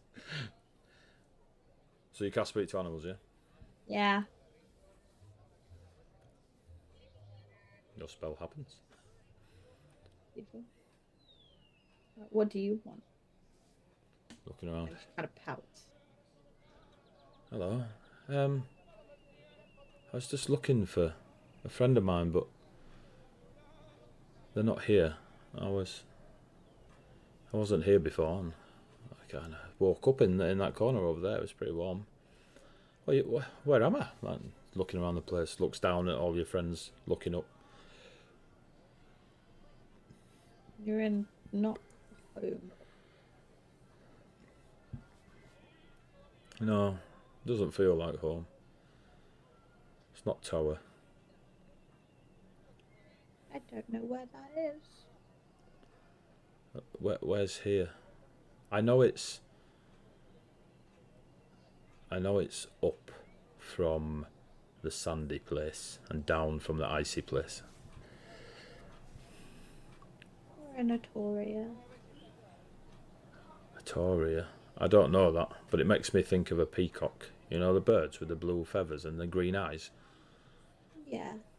Yeah. I think she sent me back. Who's she? Just some peacock cat. Peacock cat. I've never seen one of those. Neither have I until they sent me back. What's your name? Rhea. What's yours? Jeremiah. Nice to meet you, Jeremy. I don't suppose you've seen a druid rocking around here somewhere? I'm a druid. Well, kind of understood that you're talking to me. But this druid's got really, really, really, really, really, really yellow hair, like corn and gold. And she's got really nice wings, and she is beautiful, and well, she thinks I'm not here anymore, but the peacock cat sent me back. I don't know what you mean by back. Well, I died. Been here before? You died. Yeah, I got really old and died. I was with the wizard brother, but we were there a long time, and I'm a mouse. I don't live too long. My friend got killed. Oh, They no. weren't really old. What happened? He went crazy and killed some people, so they killed him. Oh no, passes you a little roll-up cig. Thanks. She just picks it up between the walls. Keeps you calm. Oh my god. Don't know Well- what to do with it, but I'll look after it for you. That one probably does. Gestures towards Beyond. I might give it to him one day. I'm not an Just pops it in a expert, pouch. but if your mate kills people and then gets killed for it, He is that... was just scared. I get scared. I don't kill people. That's poop. Because you're a mouse. That's what mice do. Were they a mouse? No. What were they? They were an imp. Like the stabby, horned animals. I'm a They're not stabby rhinos. horned animal. Have you killed people? Only the bad ones. I didn't know they were bad. Because they killed people, I don't understand. kids and stuff. What little And people? made a whole village eat themselves. Like, you know, that's not exactly good. That's impressive and scary as fuck. Really Excuse my scary, language. right? No, it's okay. The first place I ever went was a tavern. What's that? A place where people drink and pay money to drink. And do some other very questionable things. I don't know, they didn't tell me much. All that I know is the swearing is great. I've been to a tavern before. So why did you ask what a tavern was? I didn't know the word until you told me what it was. That makes sense. But yeah, Ruby used to take me there all the time and give me little drinks. I am not good at drinking whatever they drink in that place. Probably not. You're a mouse. I am. I don't suppose... Can I come with you for a little bit? You're a druid, Yeah, if and you I'm looking want. for a druid, and I can only think that druids know other druids. Is that Not true? really. No? I don't really know many people. All my friends are down there. Well, that's more friends than I've got fingers. Do I have fingers? looks at the little hands. You have paws with paw fingers. Paw I don't fingers? see why not. Like Why are you up here paws. then if your friends are down there? You don't look very happy. Because I'm sad. You don't need to be Just want sad. to be alone. Yeah. Do you want me to go? No. Like That's good, because I'm scared of heights and I don't want to fall off here. you're a mouse. How are you scared of heights? Because I'm a mouse. Yeah. You're super nimble. Yeah, but we're not like cats. If we fall, whatever direction I'm falling in is hitting the floor first. And I've only got a Nice. little face. You'd probably bounce. You're fine. Yeah, yeah, you're right, I'll bounce. It's the last thing I'll ever do with my nimble little mouse self. And I've just been sent back. I don't want to die again. That's fair. I wish the peacock cat had sent me back with the unicorn, though. It'd have been far easier. Probably. I'm pretty useless.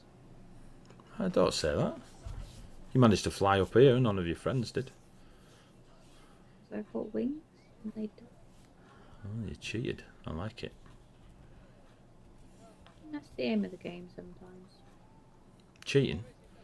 Yeah. Makes things easier. Well, okay. So you're looking for a gold-haired druid with wings? Yeah, with she's really pretty and amazing, and I need to get back to her. I could probably do that. I'm gonna climb in my little pouch so you don't feel like you're gonna fall. That would be so nice. Yes, please. Scoop up the little mouse, put it in my pouch. Gets in the pouch. I don't know if you can talk to me all the time, but I sleep a lot. That's cool. I wish I could do the same. But I've got responsibilities now. I don't know what they are, but it doesn't sound like I want them. You don't. A lot of effort. Thank you. And you just see Jeremiah kind of like snuggling into your pouch. You're welcome, Jeremiah. I'll go tell my friends that we need to find someone. You hear Try and get you Faze. back to them. You hear Faze. Raya. I just kind of like glide down. Scoop Jeremiah out of my pouch and go, needs a druid, but I'm not the druid he needs. We need to find one with gold hair and is really pretty and it's got wings and stuff. You found a mouse on the roof? Yeah. He's really cute. Pops super her head up. cute. Little paw finger. No, he's even cuter. His he name's speak? Jeremiah. Hi, Jeremiah. Okay, that mouse just waved at me. I've never been waved at by a mouse before. That's... Well, it's like Bjorn where he died and now he's back, but he's just younger than Bjorn. The mouse died and came back, sorry. Yeah. From the cat peacock. You were sent back, Jeremiah. Apologies, I shouldn't be talking over you, as you can clearly understand me. You were sent back by a cat peacock. The peacock cat. That. All right. Loving the mouse sign language. No. Guys- Other way around. He lights a cigarette. I think the food might be drugged. Didn't That's- eat anything. I want to say, Faze, can I did. I have some food, please? If you could, if it's not too much trouble, could you bring me some food over here? Sure. Raya, Jeremiah will help if we can. We will see what we can do with that. We need to do it kind of fast because mice don't live very long. He's got days. They live The quite a timed while. side I quest. think, You're a druid, right? They've got a couple of years in them. I Look think how long it took for us to get here. a couple of weeks. It'll be okay, Raya. He's gonna I know you're sleep now very concerned with things dying. Bjorn, here's some pastrami. He's not got long left. Mouse is like, please. That's not I what I meant. don't know how long he's been rebathed for. He may look sprightly, but he could be young. You know, not that young. No, I agree. It's a valid concern, and we will do everything. I suspect the mouse might be okay. I've killed Ree. Possibly. Bjorn, here's some ham. Am I on drugs? Is the mouse doing sign language? He was. It just comes out of Raya's pouch with a little paw. It's like Terminator, just like. I love him. Love the idea that the mouse is like, please. Not got long. Sparking up a Benson and Edges. Raya, he might like some food. There's a load of food on the table that would be very appropriate to a mouse. Just a thought. I'll take some little bits of food and just hold it to the pouch. and the land comes out and you can hear, which is my greatest mouse impression of ever. Very good. Bjorn, I loved it. as you start munching. I was going to ask, as I hold the food in front of me without munching on it, is it like appetizing at all? In the way that it's food, but you're not necessarily hungry. The rest of us are watching Bjorn stare at a piece of bread. Like, Start munching on it then. No, it was ham. oh, so I never thought I'd get to say this, but it's like the scene on the volcano with Samwise and Frodo. And you're eating the meat and you're like, I can't smell the strawberries. Taste the bananas of the Shire, Sam. It's just absolutely, your mouth's making the movement. It's like a robot eating it. You can feel like the texture, but there's no flavour, no give a shit. Like there's just, no, this is, yeah. You eat for aesthetics. Yeah. Looking suddenly worried. It's not like you've Looking forgotten how to eat. It just isn't this doesn't- food nice? just Looking feels foreign. suddenly very worried. Two hobbits run past crying. Is Yes.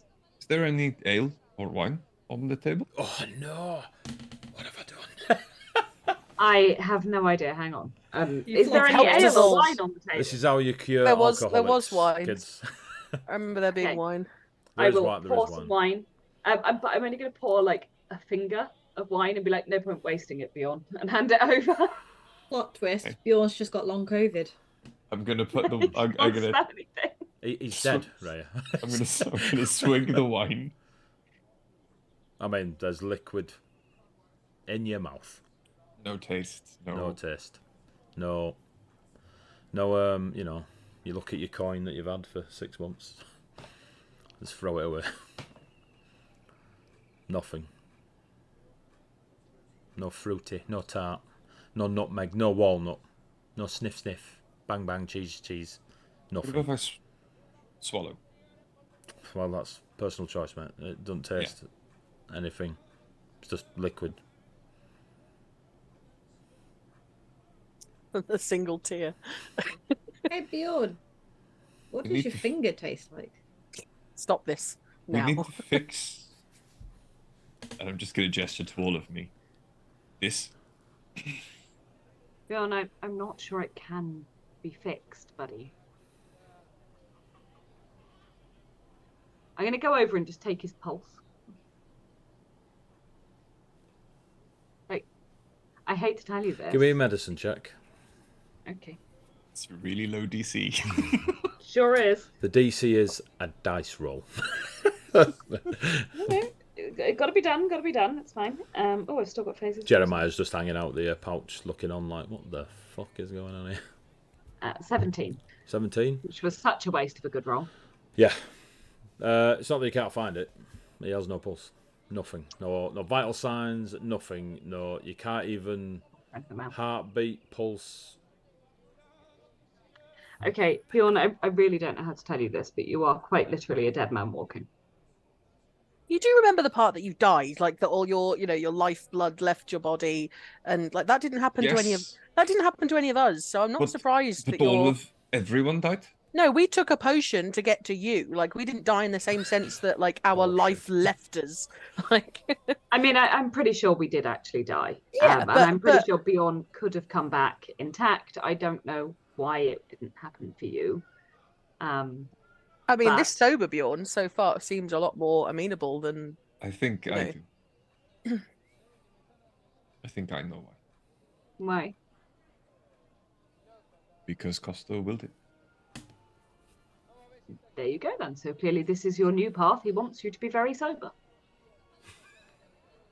Costo saw a problem and fixed it. All right. I am sorry, Bjorn, and I'm going to give him a hug.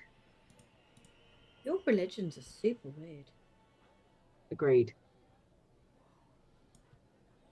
I made a Like- mistake. These are Yeah. the consequences. Next time, just wait for backup. You know, we could have come up with a plan. We could have done something. We didn't have to attack her head on. It wasn't a good solution. We're stronger as a team. Yes, and as my grandmother used to say, hindsight is a bitch. Thank you. That wasn't a for- criticism. Just It sounded like one. all right. It was a Um, criticism. It was a I'm really stupid thing to do. sorry. I did not mean to snap. You're dead. You've got the right.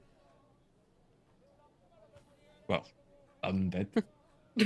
Jeremiah from the pouch just sticks a paw up. Thumbs down. This Maybe does not look like unalive. regular death. Unalive? Are we just waiting here for Estella to come back? Is that the plan? Or are we expected to go anywhere at this point? No, we're waiting for her to come back. She was dealing Okay. with the families of She those. said, that... give us the rest of the day to sort Oh, out the okay. families and stuff. Do what you want around the villa or anything like that. You can just sit and eat and mock Bjorn or sign language with Jeremiah. Do you know what I mean? I was giving you an opportunity to bond as a party after dying and coming back.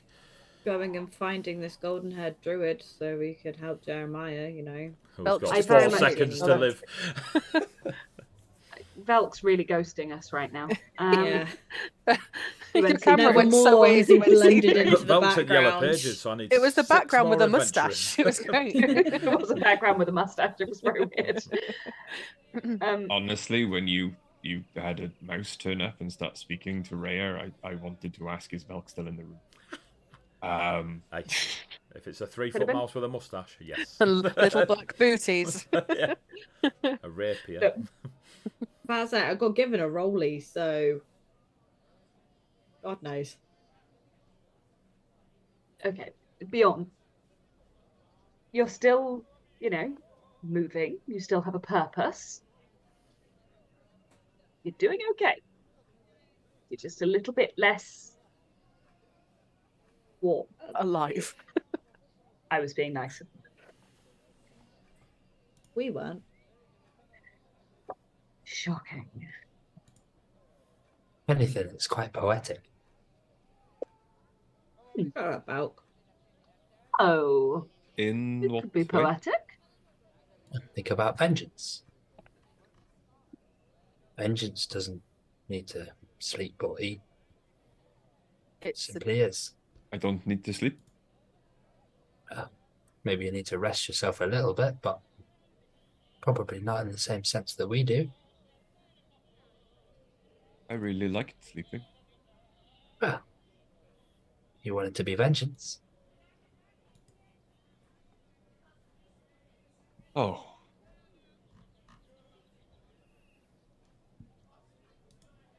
Which one did you prefer?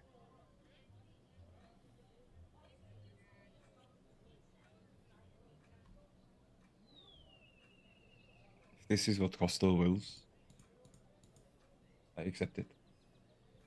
You might be able to continue exacting vengeance for a very long time, because if you don't need to eat, which based on your very sad reaction to the wine may well be the case, and you don't particularly need to sleep, then I imagine you're also not going to age particularly. So perhaps Costo is merely saying that yes, you are useful and he wants to keep you around.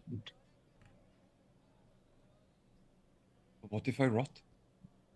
I'm really hoping that's not the case. Otherwise, we will be following am you around, I. stuffing lavender in your clothing. there also might be a way to not be dead anymore. Like, weirder things have happened. You died and are somehow still in some way alive and with us. Maybe there's a way that you can be as you were alive again. To Bronze Falls. They will know. They actually will know, and perhaps. I think it's more a decision for yourself. I should probably commune with Costa. Now I that think- we are back. Maybe Costa has given you a option, and it's now for you to decide if you're taking. Any Well- new, abilities, new skills, anything that could be more useful? Oh, I sensed when we were in the temple talking to the creepy thing. Yeah, that was weird. one side of its being was Fey, and the other side was draconic. Well, there are no dragons in Colossus, so. That's what I felt. So you can sense what things are. What's Althea? Don't go there. I could not sense what Don't Althea say was. anything, any of you. Could not sense what Althea was, or you. What's I about? could sense the others. What you know them to be. A pain in my ass. Yes, agreed. Oh, hang on. Sorry, AD. What did Etheria pop up as? Draconic or humanoid? Humanoid with flavourings of draconic. All right. What you know to be a Dragon Ball. Yeah.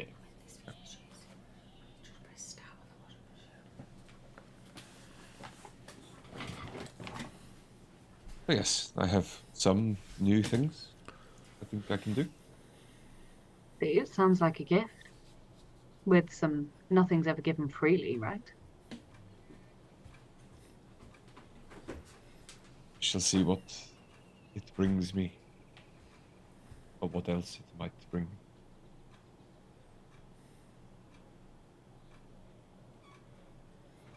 Velk, I've never seen you try and cheer up Bjorn. It's creepy, to be honest. It was interesting. It's nice to see you being involved. I enjoyed it. Wasn't really cheering him up, merely pointing out certain facts. But in a positive tone of voice. Velk is always positive. It's the only talk that's got. I'm really angry right now. No, if Velk really wants to be angry with us, he brings out one of his alter egos that doesn't like us very much. Bruce Banner. Don't know what you're talking about. Yeah, Eddie. It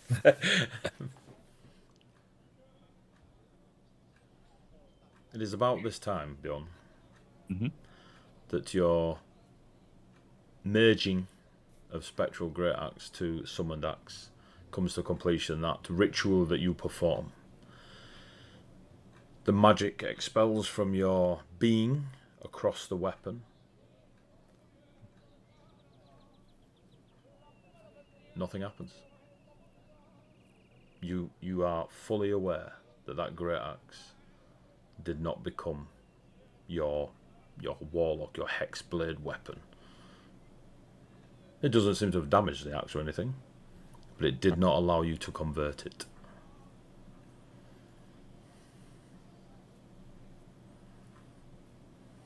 Did I give you the powers of it before? Yes. Okay. You said it was a rare item? It is rare, yeah. Okay, cool. I'm just going to hold the spectral great axe up then. See. Does anyone want this? It's useless to me. What does it do? It hits hard. The two-handed great axe. It's quite hard and it's a magical weapon, but I hit much harder with this.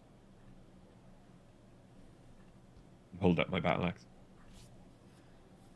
which I then make disappear and make reappear as a two-handed great axe, just in the shape of the Costo blade that I had before. Is it better make than my disappear standard? again, and then make reappear as a small throwing hand axe in the shape of Costo's blade, and then I just hold the spectral great axe up in the other hand. Useless to me. I mean, I use a warhammer normally, so I could probably use a great axe. You can use a great axe, you just wouldn't get your proficiency with it. Yeah. Everyone can use everything. It's the proficiency part that's important. What's the proficiency for a great axe then? Martial weapons. You're a cleric. You should. Yeah, you I'd be able proficient to. with it. Then yeah, you can use a great axe. I mean, my warhammer's nothing particularly special. I picked it up. I would be happy to give your lovely axe a go. That sounded a little wrong, actually. That would be great. Thank you, Bill. I will spend some time with the axe. Need to find the regular old magical axe. Clerics are proficient with simple weapons. Cleric should be proficient with martial because Warhammer's one of war, the. war. She's a Warhammer war cleric. is war, or if She's a war. war cleric. All right, so war cleric might give you it then. I don't know. Definitely because Warhammer's one of my basics. Yeah, Warhammer's not a two-handed weapon. Warhammer is a sledgehammer. Like you. I thought I was. You have martial weapons, Mill, because you're a war cleric. Yeah, so they your get your martial bonus weapons and proficiency, heavy armor. proficiency with martial and heavy. So because you're a war cleric, you can use the great axe. Cool. But standard cleric don't. So that's probably why you've seen it on your sheet. I need to find the regular run-of-the-mill magical axe. Hint, hint, Belk. No. So just to check, it's a spectral great axe. Can I put it on as that? I'll pause it later. Don't worry. Yeah, what sort of stats? Bjorn, give me a perception check. Okay. That is a 60. From what you can see, there is no weaponry about Velk. Well, for any flavour, maybe a dagger or two, Velk. I don't think. Yeah, like you've not got anything. I think it's a dagger and a little short bow on the. That was out of character, just in case Eddie needed. And I'm telling, and it's important, Ah. but I'm reminding Bjorn. I'm telling Bjorn. I know. I don't need reminders. I know exactly what I got and where it is. Unfortunately, so do I. That Estelle person seemed quite. Do you think she was a demonologist? Do you think she knew about fiendish creatures? Because I've just remembered about my sword that I have, and it's from what I can remember when I was kind of looking at it and where we got it from. It's made out of a dead fiendish creature. Maybe she'd be able to tell us a bit more about it. She certainly knew more about fiendish creatures than we did. And it might lead, give us some more information about Gunnar, because this was his sword. Well, I think she's going to come back and talk to us anyway, and hopefully we can discuss things with her then. And we can certainly bring that up. But we don't want to give her too much information. We don't know this person. And she seems to know things about us, but we don't know her. I assume what she knows of us is only what Alexander's told her. She seems to be in quite close contact with him. I don't know if there's anything more nefarious how she knows about us. Alexander seemed to have told her about us. Or she's lying completely. I mean, she could be. I'm just saying, don't give her too much information. I'll just ask her to look at the sword and see what she makes of it. Makes sense to me. Is there anything else anyone else wishes to do while the day passes? Or are you just going to wait out till the evening for Estelle? Could I look around her abode? For anything in particular, are you turning the place over in an investigative way or just casually perceiving it? Yeah, I think I'm gonna just more so to get a sense of. So she said about the merchant guild type stuff, but I want to see what else I get a sense of, if there's any, if she. Okay. Yeah, what kind of stuff she's into? Obviously, she's into trying to build a picture of the person. Okay. Yeah. Give me an investigation check.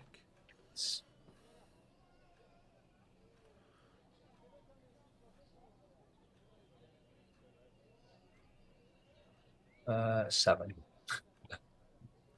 Good. Very good. So, there is a fair amount of money pouches on a particular table. Seem to be out, coins on the side. Majority silver coins, 1 or 2 gold. There are, quills, ink and quills, parchment, some nothing too nefarious. You can see there the start of contracts of such missing names and such like that, like almost a preparation to. They come across as a bit more default contractor rather than anything specific. 7. Unlucky, Jim. Does it seem like she reads? Like, is there? There are like... 2 or 3 bookcases. Okay. Like, without like going through every book, just as your casual 7, potting around the place. Yeah, Definitely a heavy makes sense. reader. Cool. Definitely her office and her living space is one and the same. There's not a separate office. It seems she does a lot of her, whenever she's in the villa, she eats, works, relaxes in this same sort of communal area.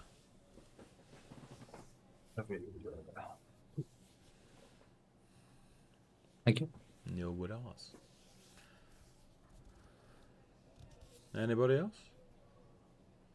What time of day did you say it was? It's middle of the day. I think you chased after the angel dancer of doom, and you've been an hour's past at least for the short rest of Bjorn. You all feel it was almost like when you came back to the temple and you all felt tired / exhausted, not the status effect. Being a bit more like here now and returned, you can feel yourselves kind of getting over that, like you've had a long nap and a Red Bull at the end of it. Over energy drinks are available. There's a bit more buzz about yourselves and you feel it's like the lethargy's worn off. I would like to leave the house and go back to the area. Do you know when we were walking through and it's the more like touristy bit saying like this is here, this is here, The that market sort of square, stuff. Yeah. Like the market of Dwalo is the touristy bit, but yeah. That's cool. I'd like to go back there, please. Yeah, no worries. So Velk up and out. Anybody else? No, I'm going to enjoy not being dead, and I'm going to sit here and eat food and drink things. That's not a dig at Bjorn, that's a dig at being previously dead. Just to clarify. Just gonna see how long I can hold my breath, and then very quickly realize forever. Just kind of just sulk a little bit. So while you're, exploring yourself, Bjorn, Velk in the market. It is heaving, busy. It reminds you of Cruel, to be fair, like how people are just constantly passing. Dwalo definitely lives up to its reputation of being a merchantry crossing point from north to south, and vice versa, in Etoria, at least on this side of the mountains.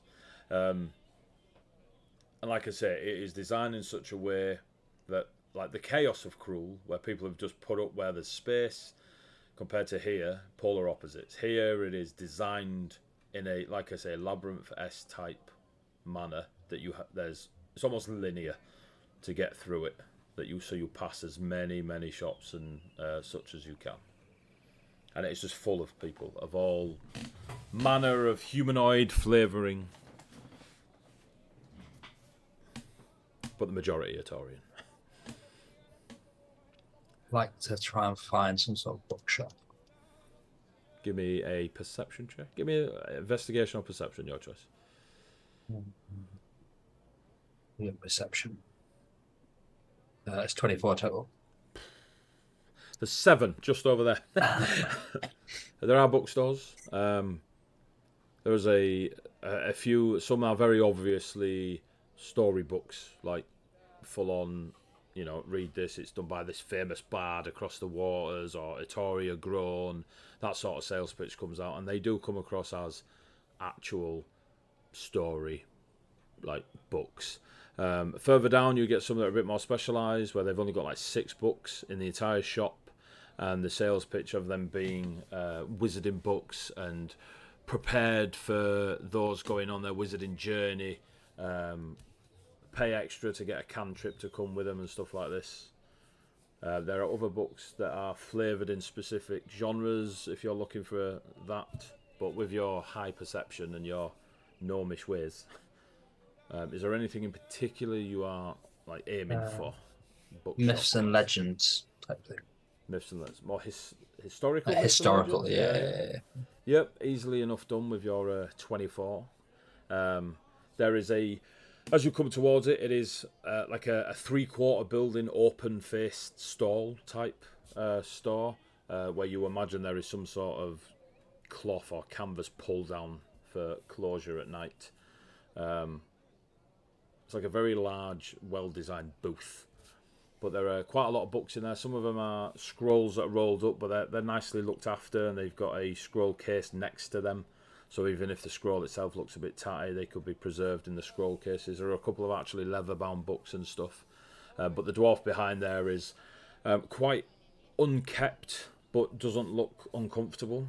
He's kind of just chilling out. He's got a thick book in his hands anyway. Age-wise, probably middle age for a dwarf. Real like conker brown sort of hair and beard. Super keen looking at whatever he's reading, and he's sat on a barrel behind the counter, and there's all these books and stuff everywhere, and he just sees you approaching. Good evening, Gnomish sir. How's it going? How's it going? Yes! You can take the nerds out of you. I'm looking for some books, if possible, and then a bit of a unique request. I mean, we've got lots of books here, but is there anything in particular you're after? Anything? Have you got more myth and legend or historical kind of books? I have indeed. Are you wanting something more local or worldy? More local, like about the times before the 12. Well, he leans forward. That is indeed a unique request. Historian, are we? You might say so. Well, let me see. I'm gonna roll for this one because that's rare as rocking horse shit. It's better than your 7. Well, we do have one or two, self-acclaimed professionals in the subject of the the 12. Let me have a look here. And he just jumps off his barrel, takes 2 steps, and disappears. Magical darkness, literally. What you now notice, the immediate bookcase behind him is illusionary. It remains when he steps through it, but you know, being quite skilled in illusions yourself, you notice the ripple as he steps through it. You can hear beyond commotion of someone rummaging through wooden crates or heavy cloth and stuff like this. Maybe a minute passes and he comes back with a pretty thick leather-bound book. It's got a belt around it to buckle it closed. It would be akin to carrying a buckler for yourself, that sized. If you'd have to hold it with 2 hands, but for the taller folk, just a big book. Well, we've got this. It's been around for a while. And he shows you the front of it, and there's no title or anything on the front of this book. Whether it was never named or it's worn away with time, but I've read it, some of it, and it's very, very myth and legendary. Some of it's so far-fetched that one can hardly believe it, but like I say, I think the author is where is it? And it flicks like maybe 3 pieces of parchment in. Julio Saragon, an elven chap.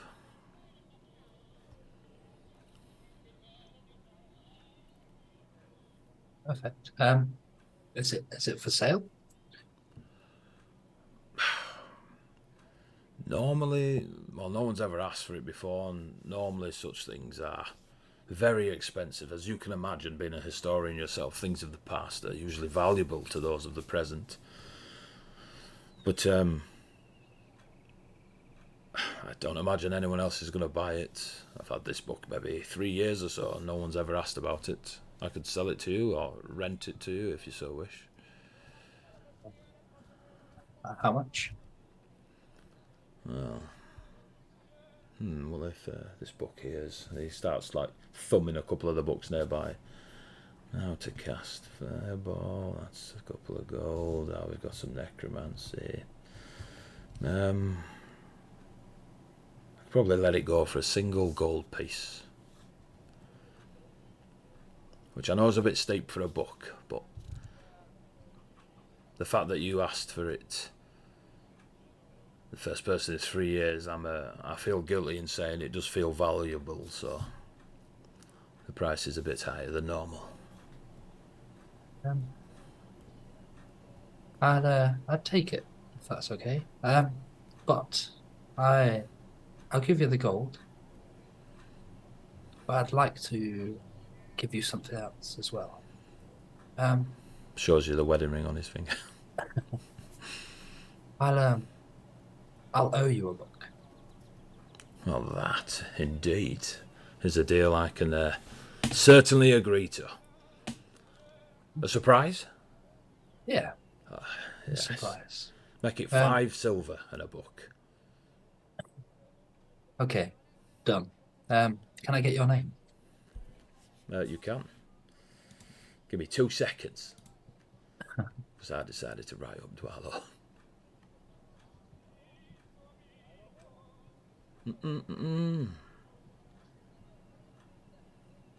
Partruck.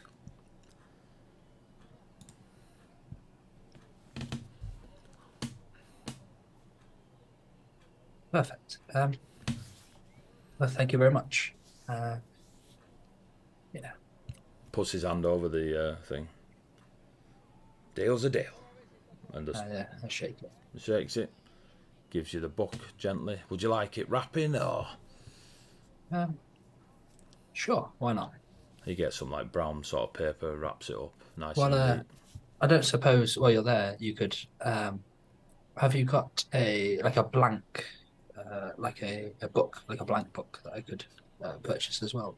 Oh, yes, no worries. A mere silver piece, so 6 silver in total. I push this silver across the table. Takes the coins, gives you your blank book and this nameless book of myth and legend. Thank you very much. You're very welcome. And I look forward to that surprise. Good. What? Sorry. What is your name? How rude of me. I'm Felk. Felk Tumbleword. Tumbleword? Yeah. That's a name I've not heard in a while. From back down the river? Well, up and across.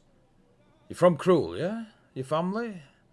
Yeah. I knew a Tumbleword when I was small. Or smaller. Yeah.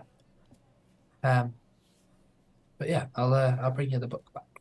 Ah, pleasure. Have a good evening, Mr. You Tumbleword. too. And I'll head out. Did you say the name of the shop as well, by any chance? There was no name. There's no name on the shop. It was names. just yeah. That's cool. Happy days. I'll head back out and head towards the for Velk's sort of building of the place in Story Mind. Cruel. Everyone's got their big, silver splash knives and green walls, alchemy and all that good stuff. Yeah. Whereas here, they all appear to be part of the Merchant Guild. Like, it is just... That's cool. Yeah. Makes sense. Thank you, Chuckles. Thank you, Chuckles. It's appreciated. Right. Are you going to head back, or...? I head back to the villa. As you are pottering along, you get back to the villa. You eat, you drink. Velk, are you wishing to inform folks of your book? Do anything with the book? So I would like to burn it. So,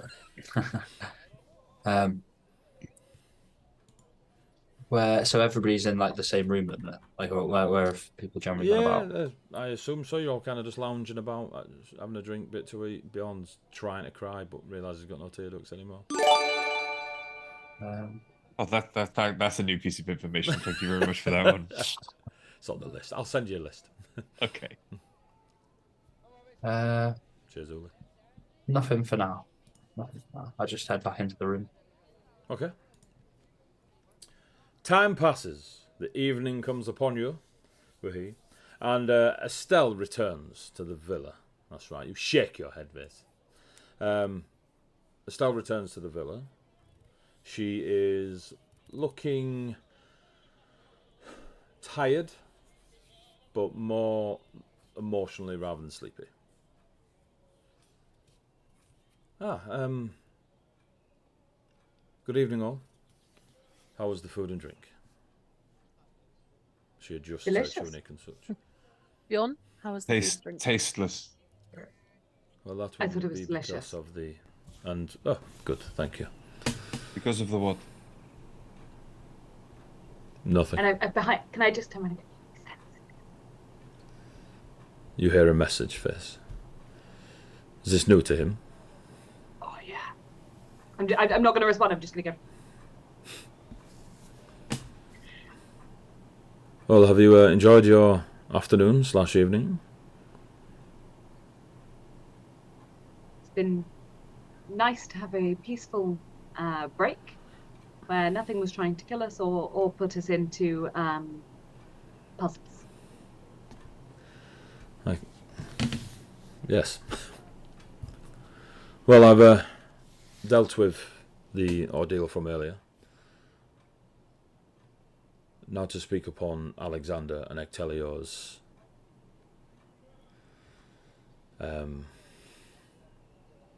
plans or informations. From what you have said so far, either you are holding back and playing innocent, or you are completely unaware of what is going on. Either of those two accurate. Honestly, with us is probably the second one. We'll need some context about what you're talking. Both, to an probably the extent. second one, but I don't know what you're referring to. You speak of what happened in Clay Eye as almost surprise. There's no ownership of the statement when it was presented. You speak of dying and chasing after your friend Bjorn casually, instead of taking on the... Most people would be quite in a different place when it came to telling folk they just died and came back because it was another day. It's not something that happens all the time. You are from... I've died twice. Again, a casual statement. So either you are just bimbling along, enjoying the fact that you can die and come back again, and turning entire towns into zombie-filled pits. Not that I'm saying you did. Or, I don't know, you are very hard to read. I would have expected the agents of Alexander and Ectelior. Everyone's getting called fucking John and Steve in campaign 2. To have a bit more gusto about them. Do you know what's going on? No, not a clue. You asked me about Gluttonius. And yes, I do know of the dwarf. And I know of your dancer friend, the one with the wings. And I know where the priest went. Do you know of Gunnar? I'm aware of Gunnar's sidekick ambitions. But word has it, he's dead. Correct? We hope so. He Probably. seemed to think he wouldn't be dead for long. But I have his sword. And I'll just unsheath it. As you unsheath it, she puts her hand out to it, and it feels cold. Like just cold steel. Do you attune to that? I can't remember. Yeah, I did. You feel the attunement disconnect. Don't worry. You can reattune to it outside my abode. Its connection to the fiendish realm I do not wish to be apparent within my home.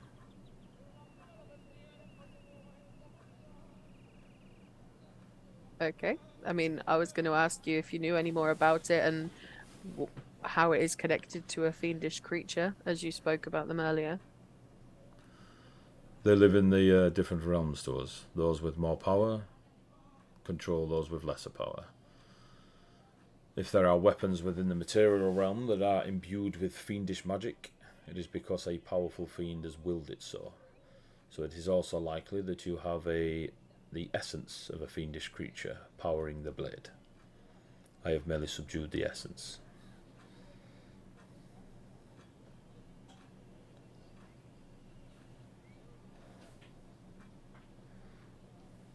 May I just clarify that we're not really bimbling along with no idea what's happening. We've sort of been forced into a series of situations that we didn't entirely understand or intend to end up in. And we've done our best with those situations. And we're not distressed about the being dead thing because we're no longer dead, which is nice. And we did it to save a friend, which seems like the right reasons. And you're a little judgmental. Has anyone told you that? Almost daily. Okay, well, at least you acknowledge them, I suppose. But please don't judge us too harshly. We didn't set out on an adventure together. We ended up on a series of life and death scenarios, and here's where we're at. So, no, we don't know what's happening, and no, we haven't really had a chance to stop and think about things at length. And yes, we would love some information, but we would like not to be judged for the decisions we have made because we did them in the best possible faith at the time. It is not your choice whether I judge or not. I didn't say it was. I said we'd like not to be. I didn't say you had to abide by that. Well, unfortunately, I will judge you. Not in any other way than neutrally. Alexander, I will change his name, sent you here. I need to know who he sent here. I'm not going to die as soon as they leave my town. Well, we can't guarantee. It really doesn't matter. What do you want us to do? What do you need from us? What do you want to know? I don't want to know anything. I already know what's going on. I already know why you're here.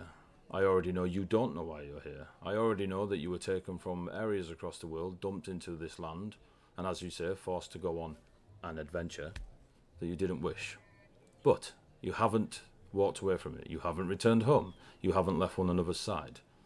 Therefore, you are willing to walk the path that you were forced upon. There are ships in every coastal town you have been on. There are magical means to return home. None of you have. So you are either curious or willing to discover what is actually going on and why you've been forced onto it. Or desperate for companionship and enjoying the company of people who also don't know what's going on. We are willing. Go on, Bjorn. I was going to say, it just so happened that the quest we've been forced on was actually leading me to the quest I was on anyway. So that was helpful for me as well. We are willing to carry on. I think I can speak for everyone with that. So if you could just tell us what you know and point us in the direction that you claim to know where we should be going. Just share what you know, what you think we need to know. Bronze Falls, your destination, yes? Yes. Correct. yes. When you get there, there will be an agent of a lord from your lands. Nods towards Fizz. An agent of one called Everdark. Mm-hmm. Atoria and Ravenholm shared rulership of an empire before any of you were born, including yourself. Nods across the room. When the empire fell, certain powers, entities, deities, whatever you wish to call them, clashed. Innocent blood was spilled in Ravenholm, in Atoria, and the lands in between. 7 individuals who rose to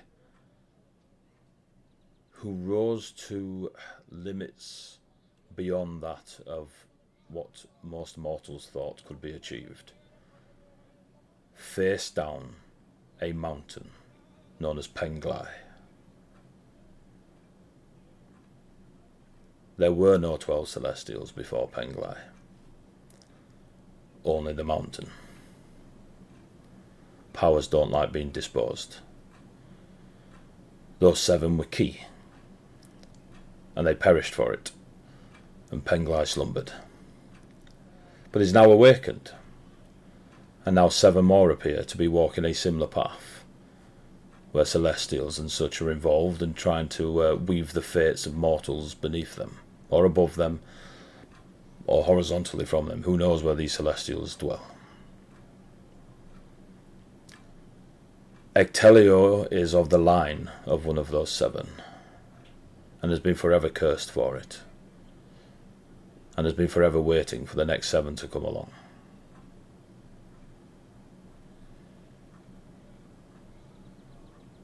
And Ectelio and Alexander believe that you are at least 6 of that 7.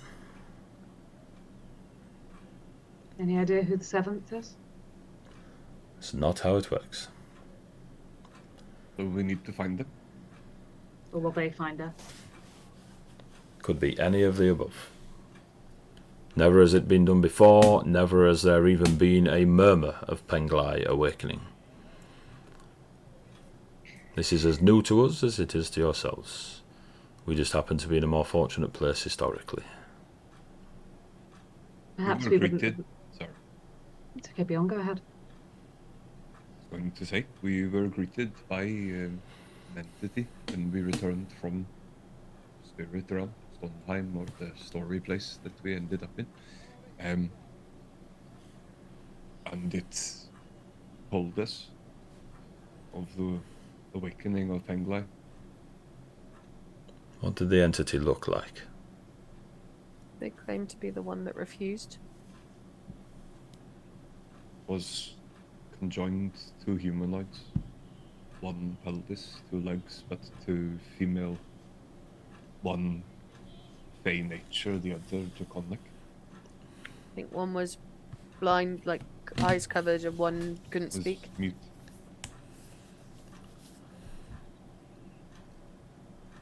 They were meant to witness our return, but they also told us we were lacking the one. Penglai sent them. Was it Penglai that sent them? I think so. They were witnessing for Penglai. Yeah. Well, shit comes to mind. So we're saying it's probably definitely us then. That would definitely, yes, it is definitely you. And all 6 of you witnessed this creature, yes? Yes.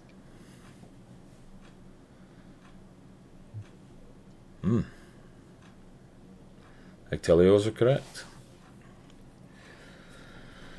In that case, I have something for you. Wait here. And she leaves the room, heads out to a... When you were looking around, Velk, you didn't notice this door before, for reasons only, 7s will tell you. But there is, near where the bookcases, it's not necessarily pull a book and a secret door opens, but there's a small door in between the 2 or 3 of these bookcases. There's a small door that you have to kind of turn sideways and step through. And she goes through that door. And Is it like I can say, like it's a physical door? yeah, it's a physical door. But when you were looking before, it looked just like part of the door. Yeah. Follow her. Okay. She kind of looks at you and just carries on.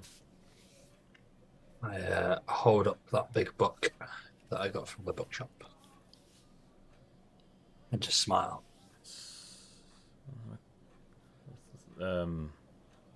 Thank you. She takes the book. A gift for you to give to the party. Noted. Just a moment. And she takes the book with her and she steps through the door into a back room. The door stays open and you can see that there are locked chests, large wooden trunks. It's a bit of a storage area. Not necessarily messy, but is there's a lot of stuff in there. Lots of small chests, lots of rolled material, jewelry, little open small jewelry box type thing with there's gemstones in it and such. And she collects a couple of small items that you can't really see what they are, and comes back. Sorry to interrupt. I've got to go. Sorry, guys. I'll see you next time. Love you. Bye. Bye bye. Yeah. Yep. Yep. No, your cameras are super squiffy. Yeah. Who am I? Who knows? Right. It's late for me. Yeah. Give me a moment. I'll put you all back, and then we're nearly done anyway. Oh, I'm doing this super quick and live. La dee dee dee dee dee. Behind the scenes. Behind the scenes of what you see. On chat. You can all see. Quite creepy. We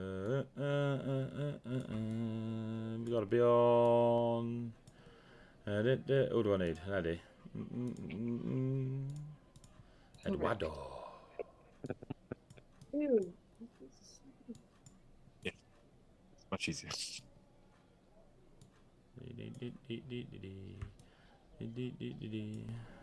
What's much easier? I was thinking then for when it came up on the stream, we should have just left it as our 5 faces for the last 10 minutes or whatever. Because the window popped up over everything. Oh, I see what you mean. Well, you're supposed to tell me that. Too late. You've already put all the effort in now. Boom. He says. There you go. Right, we'd like to leave it there. Thanks very much for. She returns, and she's got 4 items and a book that you saw Velk give her.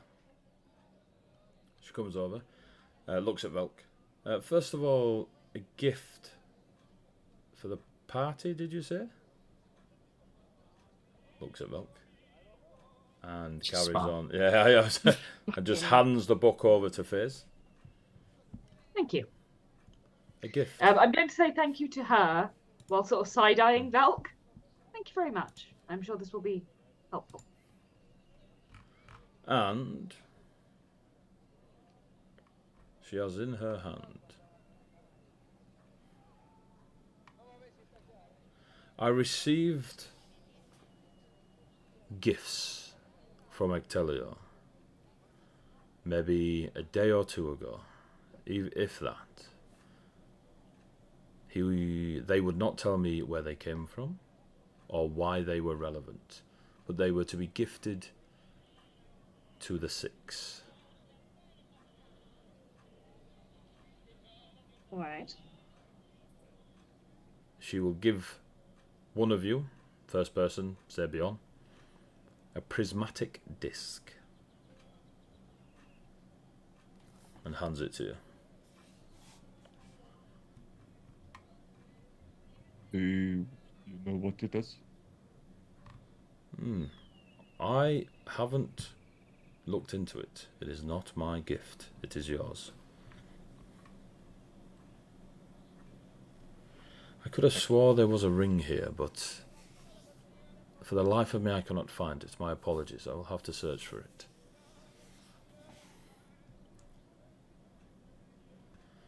There's also this. Quite all right. It's just a single glove. Quite nice. Simplistic, but nice. And if you wish a glove.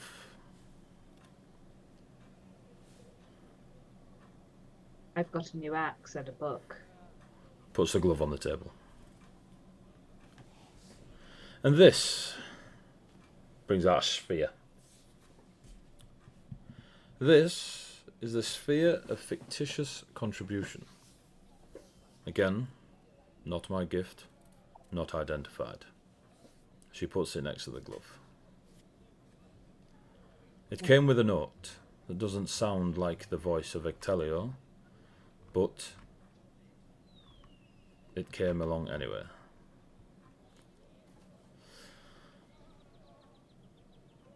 All right, what does the note say? Hello, adventurers. These are yours for your future travels. Turn the pages with as much energy as Bjorn likes to drink. They are yours for now. Take care in the castle. See you soon. Magic in the sky. Oh, How did Magic know I used to like to drink? A friend of yours? Magic knows everything. what a I'm just bizarre gonna question. just gonna look at Velk. Yes. All right, well, that's very helpful. I think, maybe. You do understand why we've spent most of the last month or so very confused, don't you? No. Right. Oh, I assume you would have asked a lot more questions. Yes. Of who? Who exactly were we supposed to ask more questions of? Because everyone we spoke to wouldn't really give us any answers. And then we come here and you act all high and mighty and assume that we should know everything. But everyone we've tried to ask questions of didn't know anything in the first place or couldn't tell us anything. And now we find out that actually Alexander did have more answers and could have told us more, but didn't. And then you're acting like we should have known, but we don't actually know anything because everyone we ask of doesn't tell us anything. Ask the right people. Oh, I'll just magic them out of my arse, shall I? Or Hello, go home. right person? I'm just gonna nudge Rhea, whisper. Face is very attractive when she does the whole angry teacher thing. I really hate Ray's just this gonna whole... nudge back and go, yes? This attitude is really climbing up my nose. The idea that we should have known things is so bloody stupid when we haven't been told anything or had anyone to ask questions of.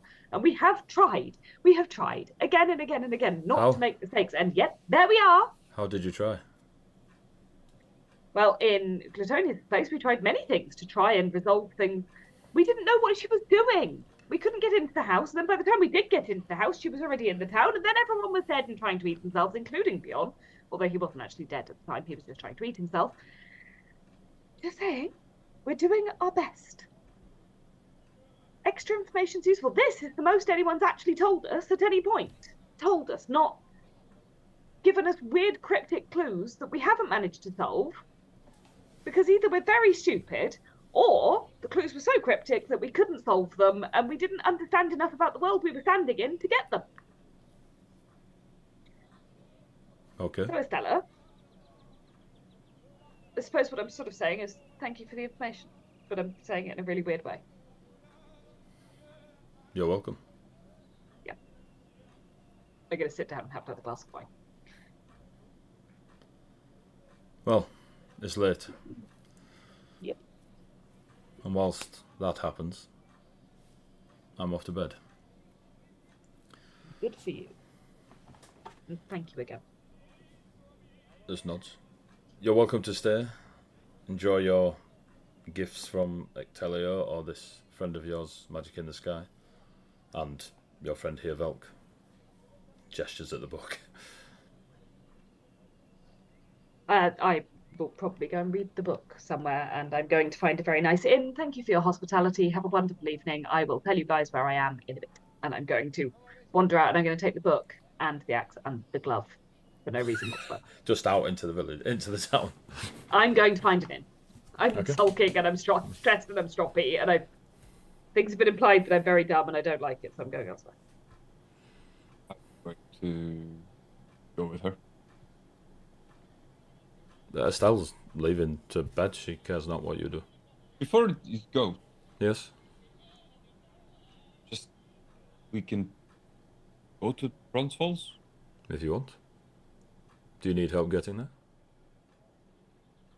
I mean, if you could offer some, probably. I can arrange for you to be teleported. Unless you wish to travel the mountain range. Teleportation sounds good. But we'll be back tomorrow. Thank you. The guest rooms are down there if you so wish. Help yourselves. Base!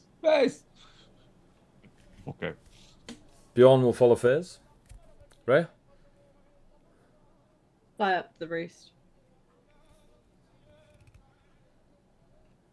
Jeremiah pops out of the pouch, looks up at you, questioningly in the eyes.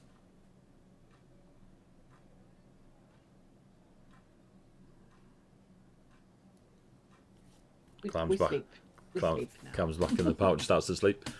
Velk, you're in a room by yourself. Slugging around. Well, this is a shit story. By myself. I'm up there. And what, Hey, what, did they, Raya's up what there. did they leave on the table as well? They've left the prismatic disc. No, I No, took the I'll- prism. I'll You've hear got it. that. So you've Yeah, took the we've got disc. that. You've took the glove. Althea and Etheria are still there, we assume. Theory's still there, yeah. Theory's gone. Yeah. So it's just the orb on the table. Eh? Yeah, the fictitious orb. Yeah. Although Etheria is there and could possibly take it. I'm I assuming. definitely would. I will force Tony to take the orb. Bind them forever. At this point, I will follow the one on phase. Yeah. Okay. Do you want to carry on tonight? Or do you want to do it next session? Cool. It's 20 at midnight. And it could Gonna say get probably next session. talky. Yeah. Right.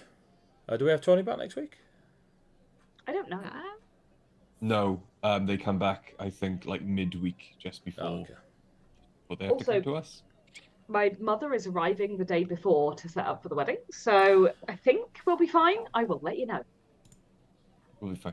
They come back this Thursday. Oh, Because okay. we were supposed to go to Gladiators on Friday, but they've moved it to midnight. Anyway, thanks for watching. We're going to get off now. We'll wrap up. We'll let you know about next Monday. Tune in tomorrow when we carry on with Fables Among Titans. There's no jamming this week because we're waiting for Tony to come back. So yeah, that'll be tonight and tomorrow. And we'll let you know if what else pops up in the week. Also, fun fact, we're going to raid someone. Are we? Yeah, fuck it, why not? Are we ready? They're called Bards of New York. They are also Bards? playing D&D. Ooh. They are 45 minutes in. They seem fun. One of the girls is named Hannah, so obviously I'm All right, biased. so is it So Bards? that's why. Is it Bards of New York, all one word? Bards of... I've got it all set up and ready to go. Oh, go on. You do it then. Don't worry, I got you. Do it, go. Beautiful. Bye, everyone. Bye, do the raid, say Bye, hello. players. Yeah. Good night, players. Good night, players. Bye, love you, bye.